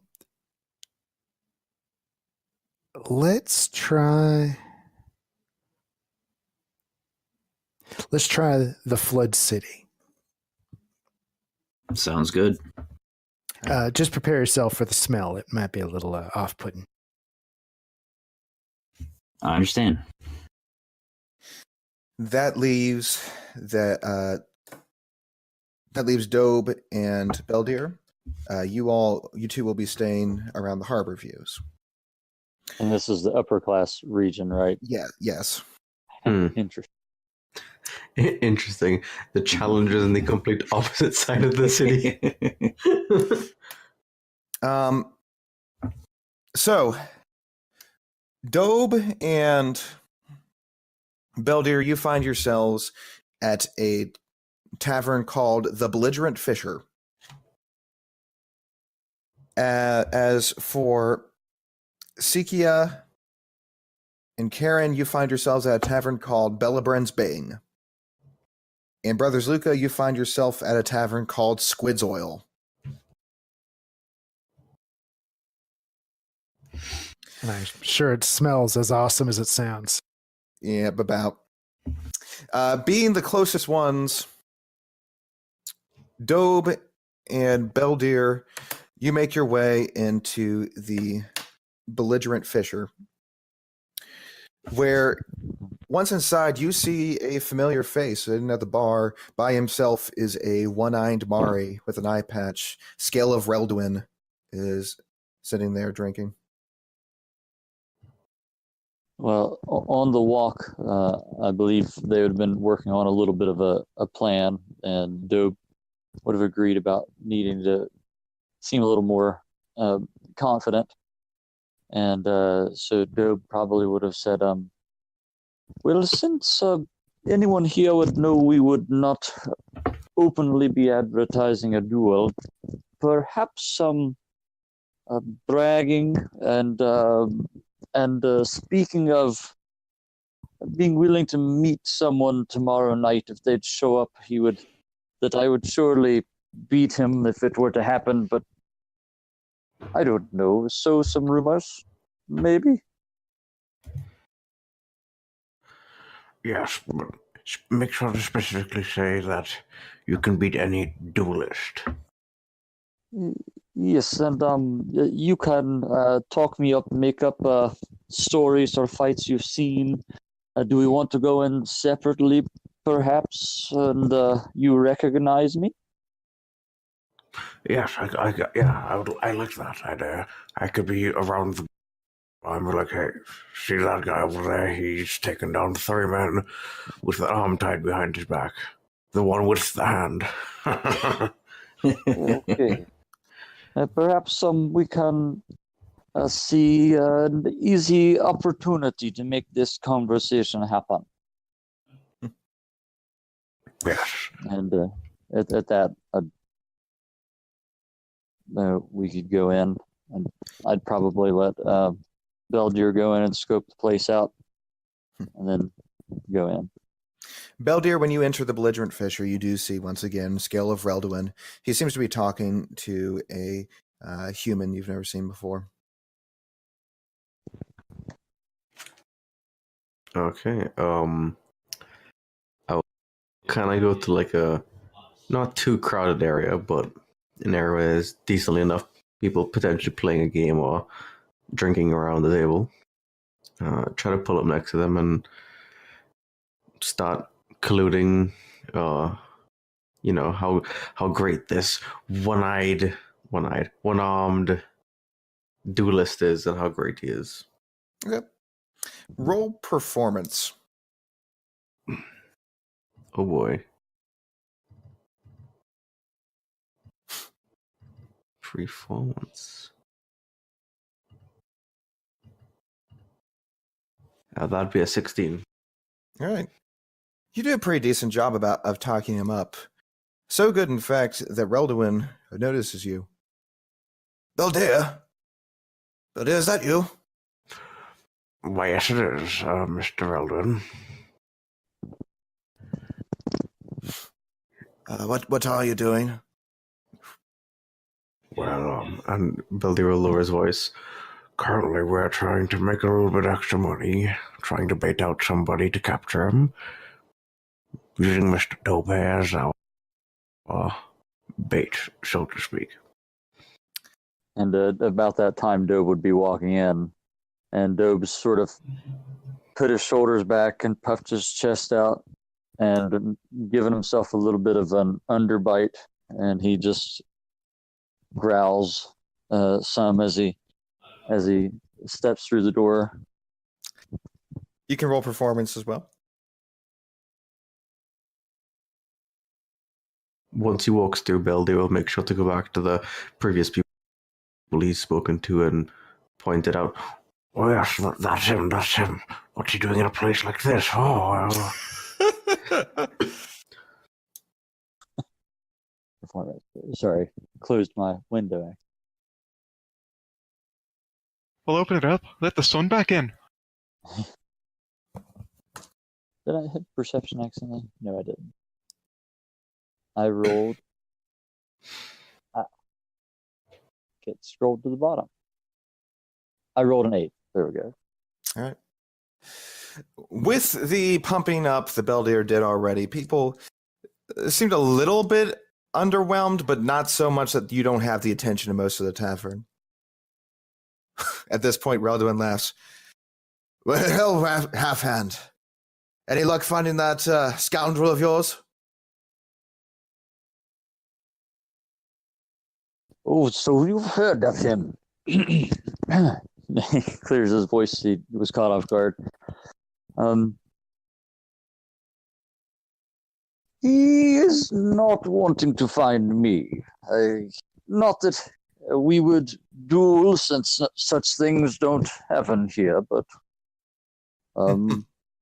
if he would meet me tomorrow night, he would not make it another day to be a scourge to any other duelist. With a smile on his face, Relduin says, well, I would not want to be him. Yeah, I'll stay out of your way. I need to speak with Beldir anyway. And he gets up from his seat and goes over towards Beldir. And about the same time, his companion says, Dobe the half-hand, is that it?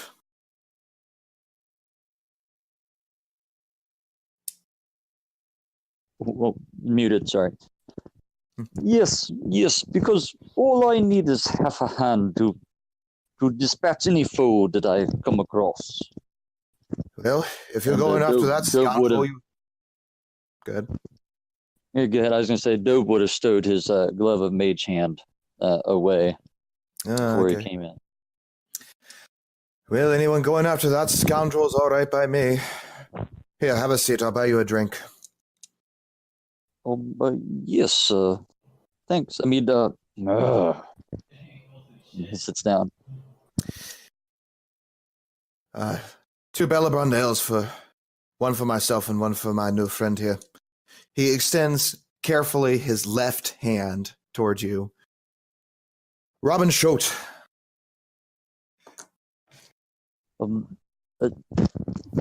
Dob Mbakwa. Dob Mbakwa. You're a brave man going after Hayesh. It's dangerous. It is hardly bravery when one is playing with a field mouse. I suppose so, and I wish you the very best of luck. Dueling in this city, it's reprehensible. He's killed more men than I can imagine. He's a scary person, you know. But I must ask, pointing over towards your right hand, are you sure you're up to the task? Well, let us just say that what took my hand is no longer among the living. I suppose so. Cutting over to Relduin and Beldir. Relduin has taken Beldir aside. Sorry, I just wanted Dobe to get an opportunity to brag a little bit to the locals without me being in the way. An interesting plan you've come up with, and so quickly. Well, thank you. We figured it would be the easiest to find a murdering duelist, per se. Wouldn't want to lose his reputation to some newcomer.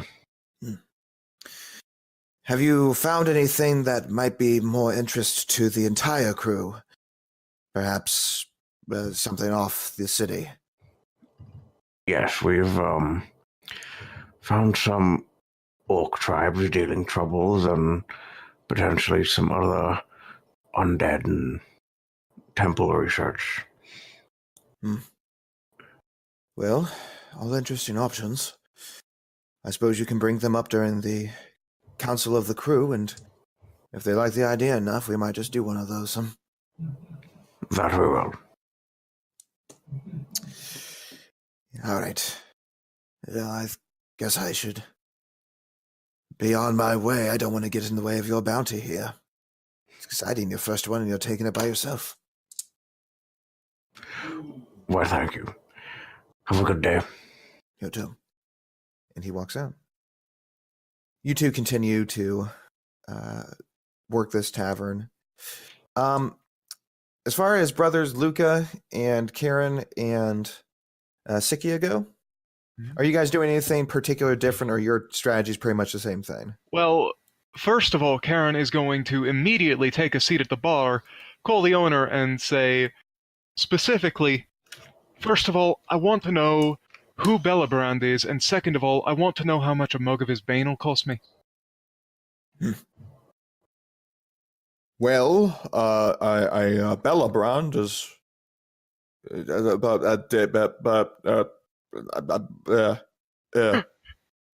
you clearly have tongue-tied the tavern owner here. At this point, a nearby customer says, "It's pretty easy to tongue-tie him. Bellabrand is a fighter from Nuen's Harvest. They're pretty well known for their war magic. As for the reason, well, there was a Bellabrand customer here once, and I'm afraid he did not do well here. Too many Lydirans in Bracehaven.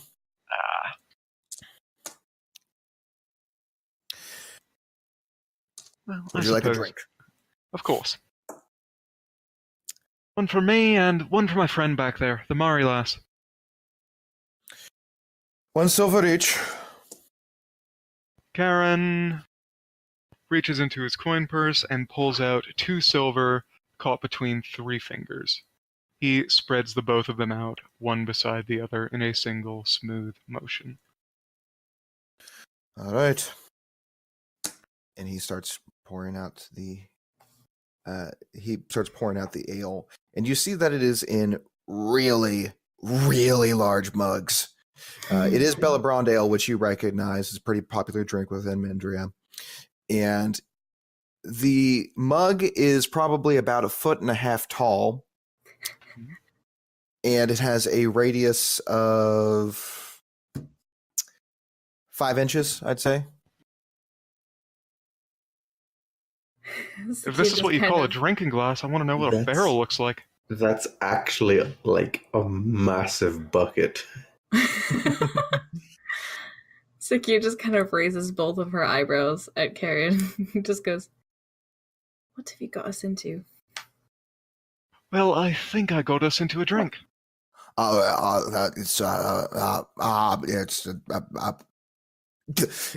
It's free if you can finish it within, well, 1 chug. Is that a challenge, lad? Indeed. Karen is going for it. He's trying to ignite his inner dwarf today. I need a Constitution save. Okay. Sakia is going to move farther away for the inevitable splash. That's a 20. Ale. I rolled an 18 and +2 from Con. Okay. I need another Constitution save. That's another 20. Wow. Another 18 plus 2. My Okay. God. Okay. So, you begin chugging. People sneer a little bit at first, but suddenly the sneering turns to surprise as you keep downing the ale.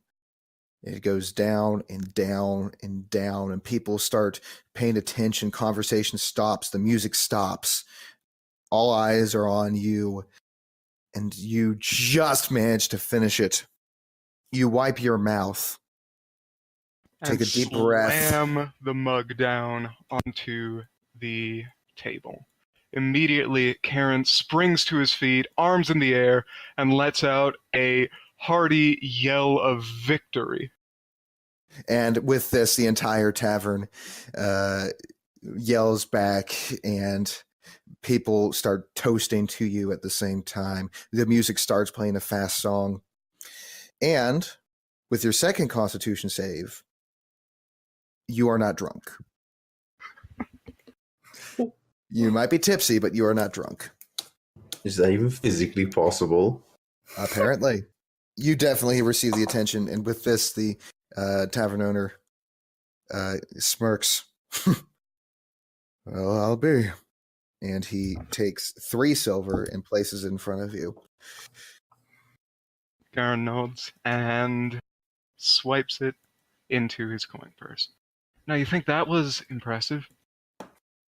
I know somebody who could down 2 of these in one sitting. And who would that be? His name's Dobe the Half-Hand. They say his hand was bitten off by a vicious, massive lizard creature. Breathed fire. But he still managed to kill the thing, crushed its skull. Wields a hammer the size of a man's head. One-handed. Way I hear it, he's looking for... The name kinda escapes me right now. Some bugger going around, running from the law. Supposedly he thinks he's hot stuff.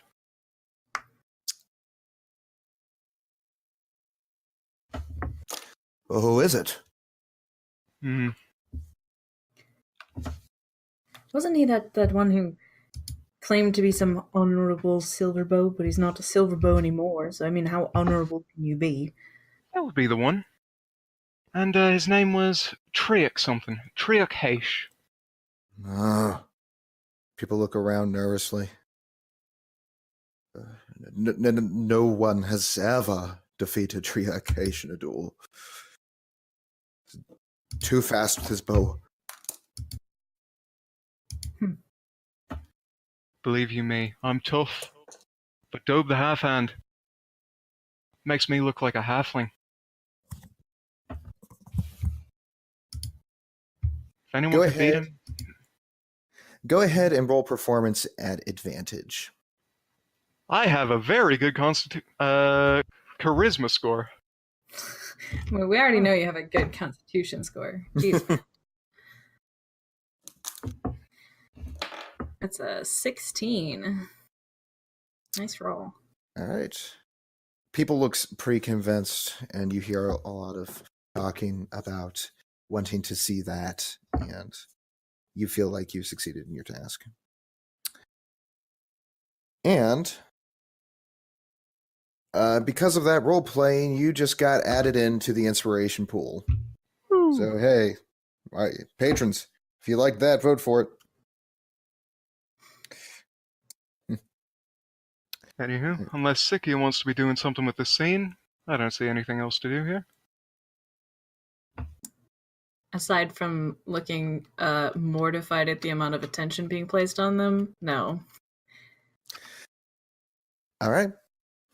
Hamish and Gev, anything going on at Squid's Oil?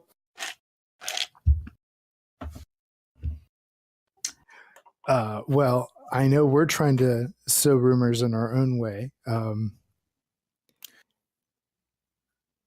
I'm not sure how well that's going to go because I'm looking at my charisma score and it's not that impressive. So I think dice.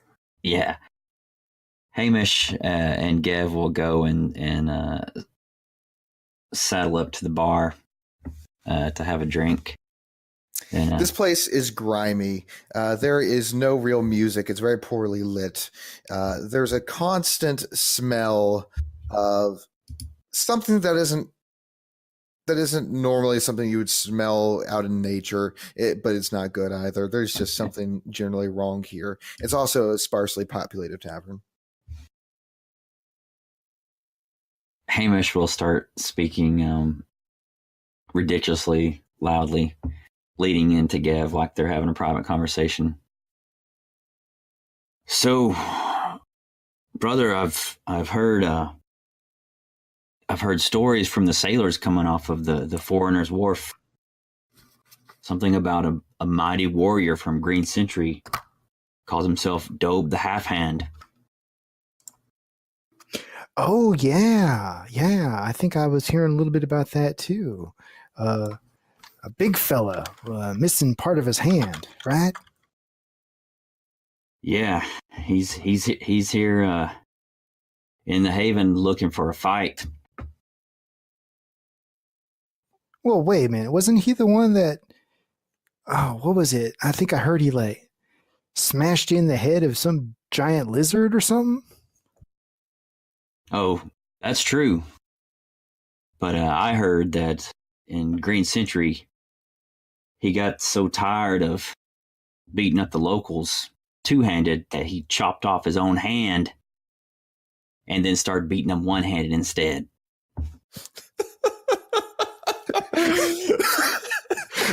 Like a true man.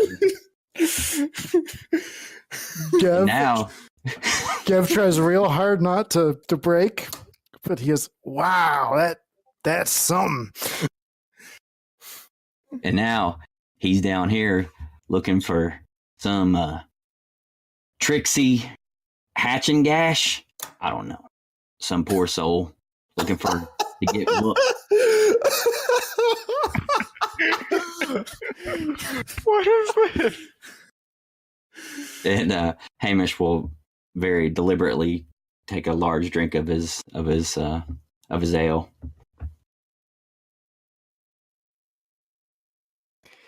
Yeah, that's what I heard too. He was looking for this man who claims to be a duelist, and he's just saying he's going to find this fella and just knock him senseless in an alleyway not too far from here tomorrow night. I think he said if the guy even bothers to show up. Which, I mean, who would dare fight Dobe the Half Hand? I know I sure wouldn't. Better him than me. Oh yeah, I hear you.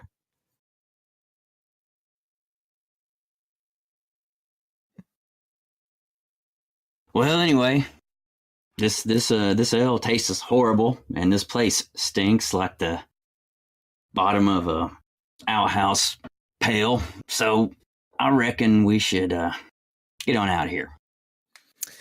Go ahead and roll performance, both of you.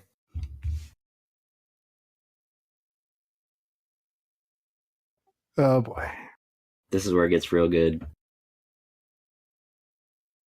Well, 15. Not bad. Hamish rolls a 10. All right. You definitely gathered the tavern's attention. It's sort of depressing in here, and you're definitely the most obvious things in the room, and you seem to have attracted pretty much everybody's attention.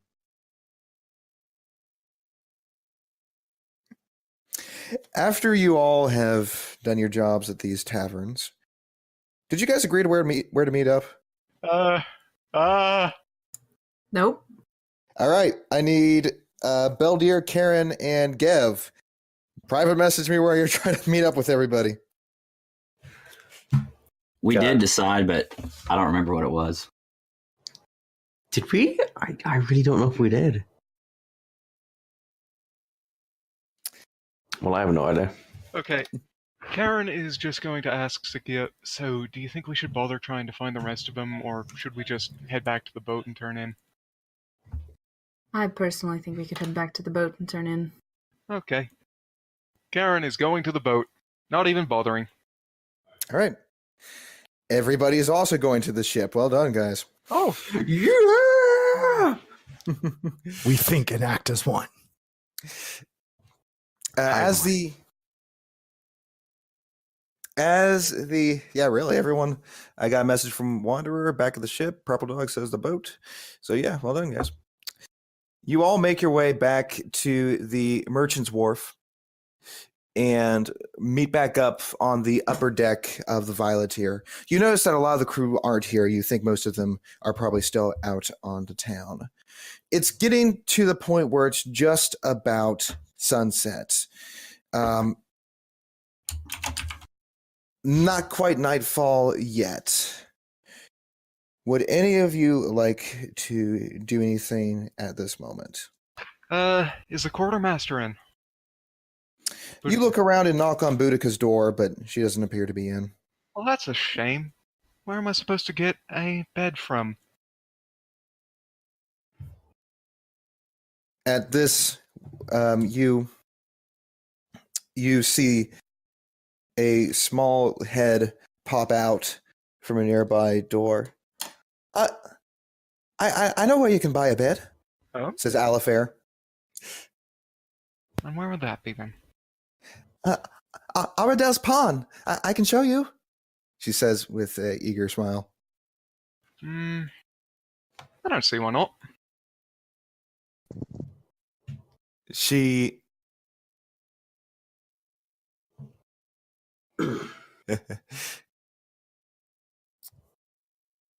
she goes ahead and she runs up to the upper deck. Does anyone else want to come?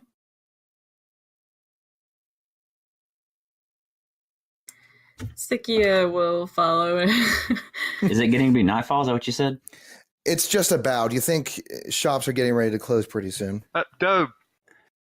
Is everyone at the boat? Young at this lady. point? Yes. Was it you who was not supposed to go without someone accompanying? I guess I could go if that would qualify. I'm going too. But Dobe, I was going to ask you if you could come anyways.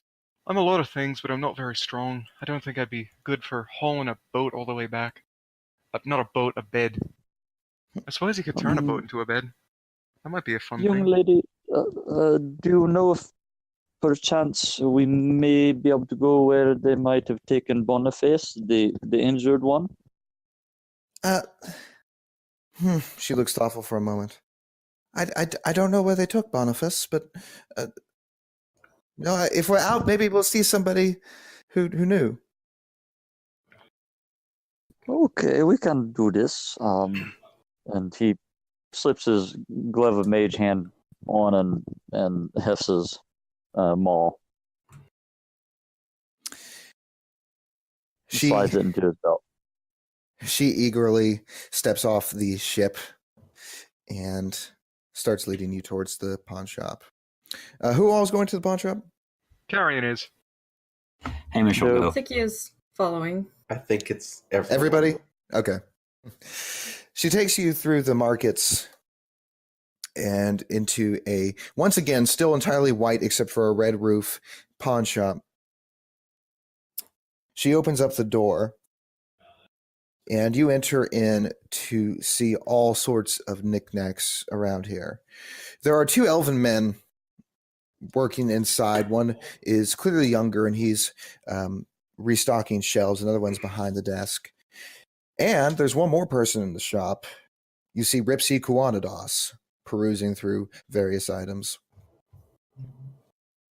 Oi, Ripsy! Think Oh. of spending my money there? Well, I have the money after all. If you'd like to give me some more, I'd be more than happy to take it from you. I'm open for The- more tenacious any day.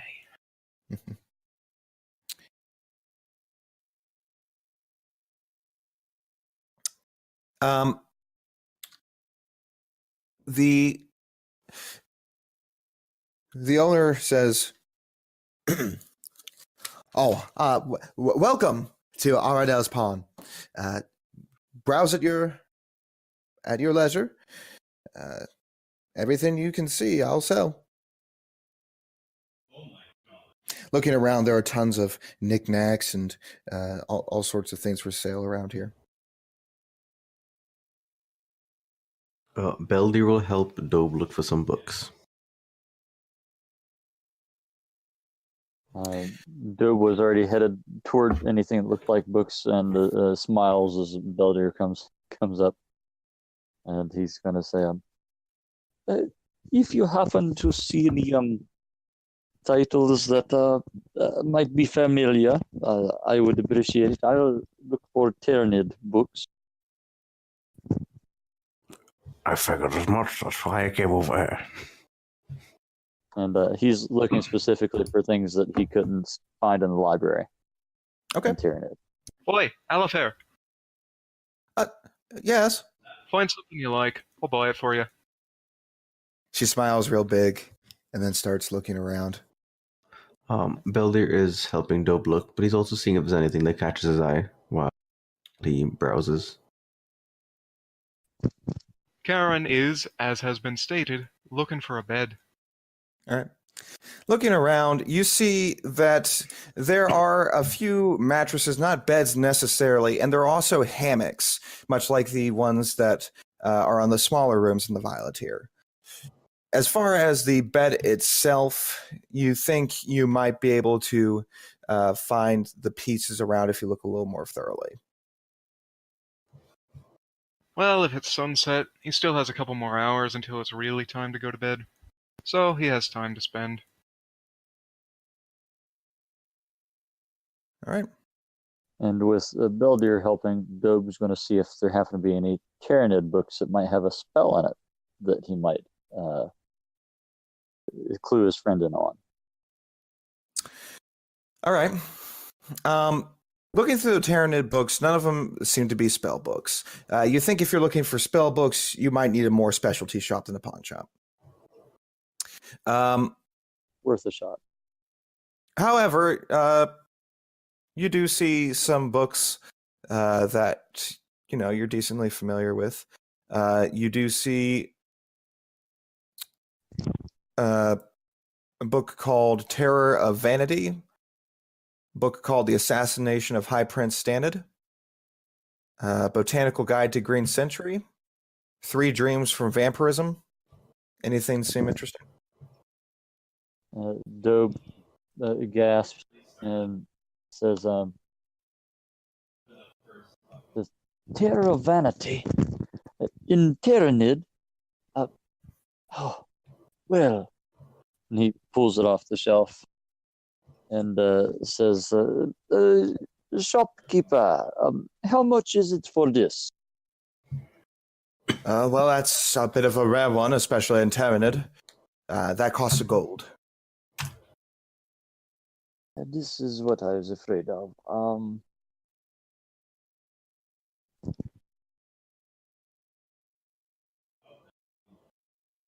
Yes. Okay, thanks. He's gonna keep a hold of it, but he's thinking. All right. Eventually, Karen, Alifair comes back proudly holding a dagger. Mhm. Can you get this for me? A deck knife for you? Well, there's some rats on the ships every once in a while, and I thought, maybe I can get them. Not sure the captain will be too happy if I get it for you. But You you seem said- the spry side. You seem the spry sort, though. I'll get it for you. Just try and keep it on the down low, alright? Okay, she says with a huge smile. Karen will stop shopping around for bed parts and go up to the counter. How much for this knife? Well, that's not a bad knife, but it's used. I'd say I could let it go for 8 silver. And it just so happens I have 10 on me. He quickly sorts out 8 silver and pushes it across the counter. Alifair takes her new dagger and, almost holding it like a younger girl would hold a doll, she clutches it close to her chest. Just be careful with the thing. It's a tool, not a toy. And never learn to twirl it or you'll never stop. Trust me, I know. Yes, sir.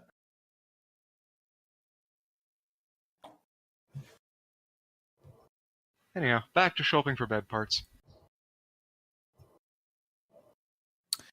All right, you look around, and you're indicated that if you want a hammock, it looks like that will run you 1 gold. If you want a full bed, you'll have to assemble it yourself, and it will cost closer to 10 gold. Karen's currently carrying 13 gold on him. That is a very heavy chunk out of what he has, but they should be getting paid soon. So, you know what? He'll spring for it. Be sure he can get somebody to help him assemble the thing. Shopkeeper happily takes the money. Oi, Dobe!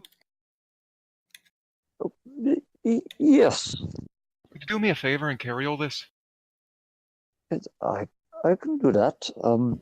One moment though, and he decides he's going to see if there's a big shirt hanging anywhere. Looking around, you move around towards some of the clothes, and you find a shirt in your size with long sleeves.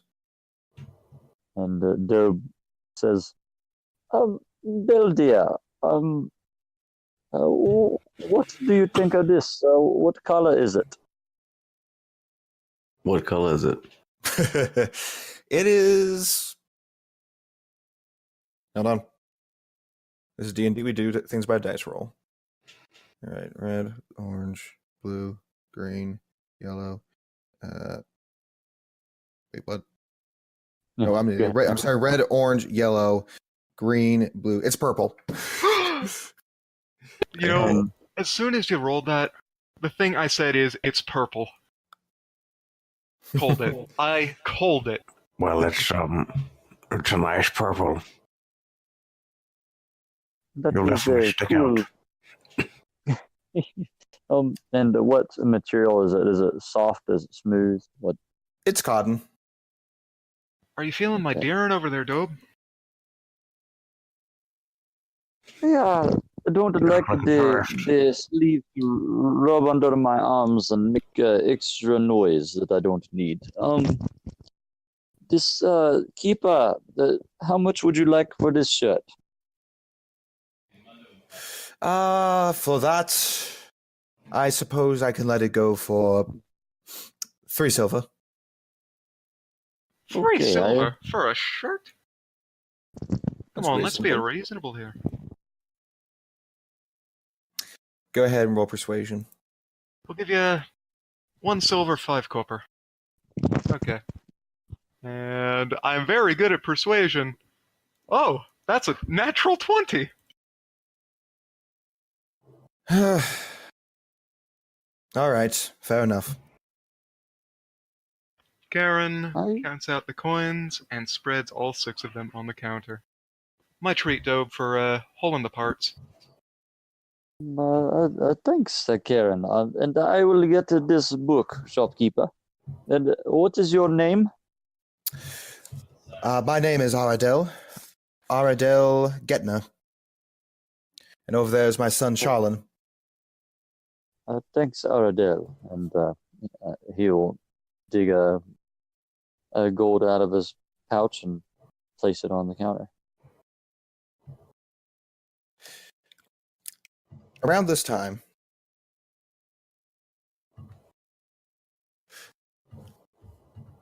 the front door bursts open. Oh. And 4 Bratian guards walk in and approach the younger elf. Charlin Getna. Yes, that's me. You'll come in with us. You're under arrest. Wait, for what? You can tell it to the judge. We don't care. He takes him by the wrist and puts him in shackles. No, please. You don't understand. There must be some mistake. There's no mistake. It'll be forgiveness I'll for you. And he begins dragging them out. The 4 of them start dragging him out. What's and going on here? At the same time, Aradel is not paying attention. Sir, there must be some mistake. My son could never commit a crime. Certainly nothing worthy of forgiveness I'll. You stay out of this. No, please, please. And he follows him out of the shop.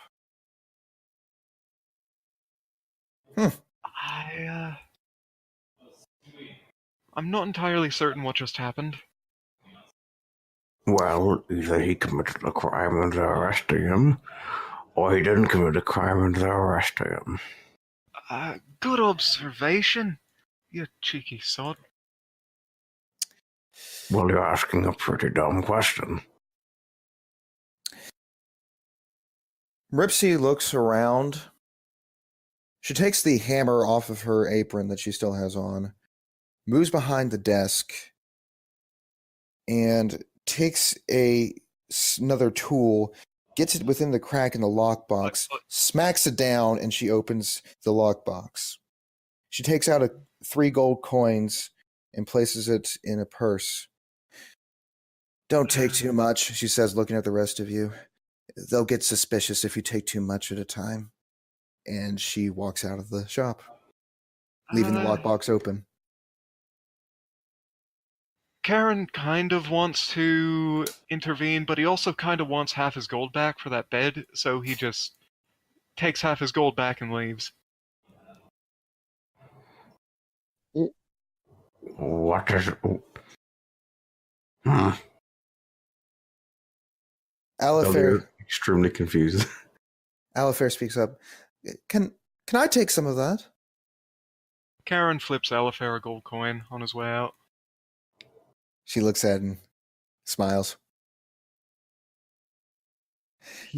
Alifair goes out following Karen. Now, did Ardell leave after his son? Is that what happened? Yes. Okay, I'd missed that little important piece. Pretty important detail there, yeah. Yeah. Sorry. Dobe's not quite sure what to think. He sort of looks at Beldir dumbstruck. Beldir's equally as confused. Well, is it stealing if they tell us to kind of not steal, but to tell us not to steal too much? And this is a bit much to deal with.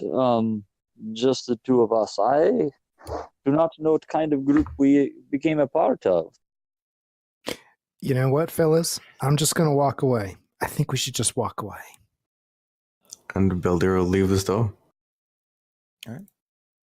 And after everybody leaves, Dobe is going to go back to the safe and put in the rest of the gold that he has -1. Okay.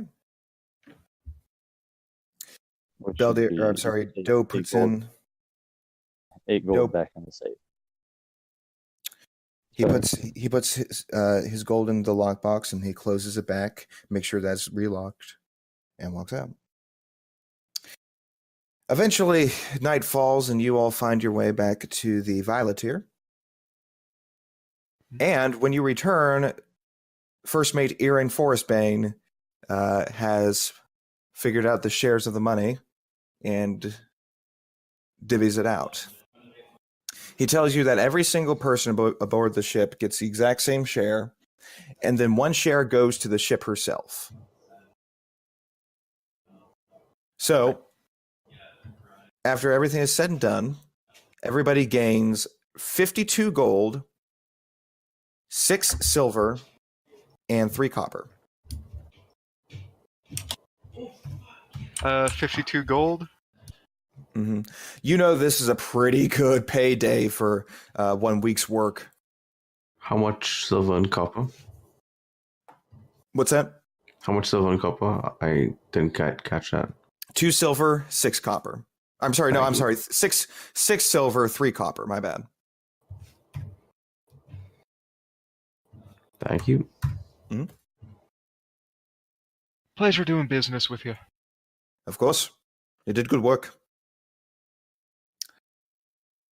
And eventually you all go back to your quarters to sleep for the night.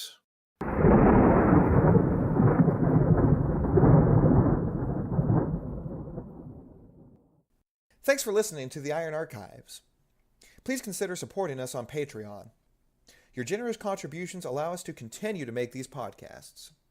Patrons receive unique content from the world of Mendria, such as art and lore. Thank you for your support.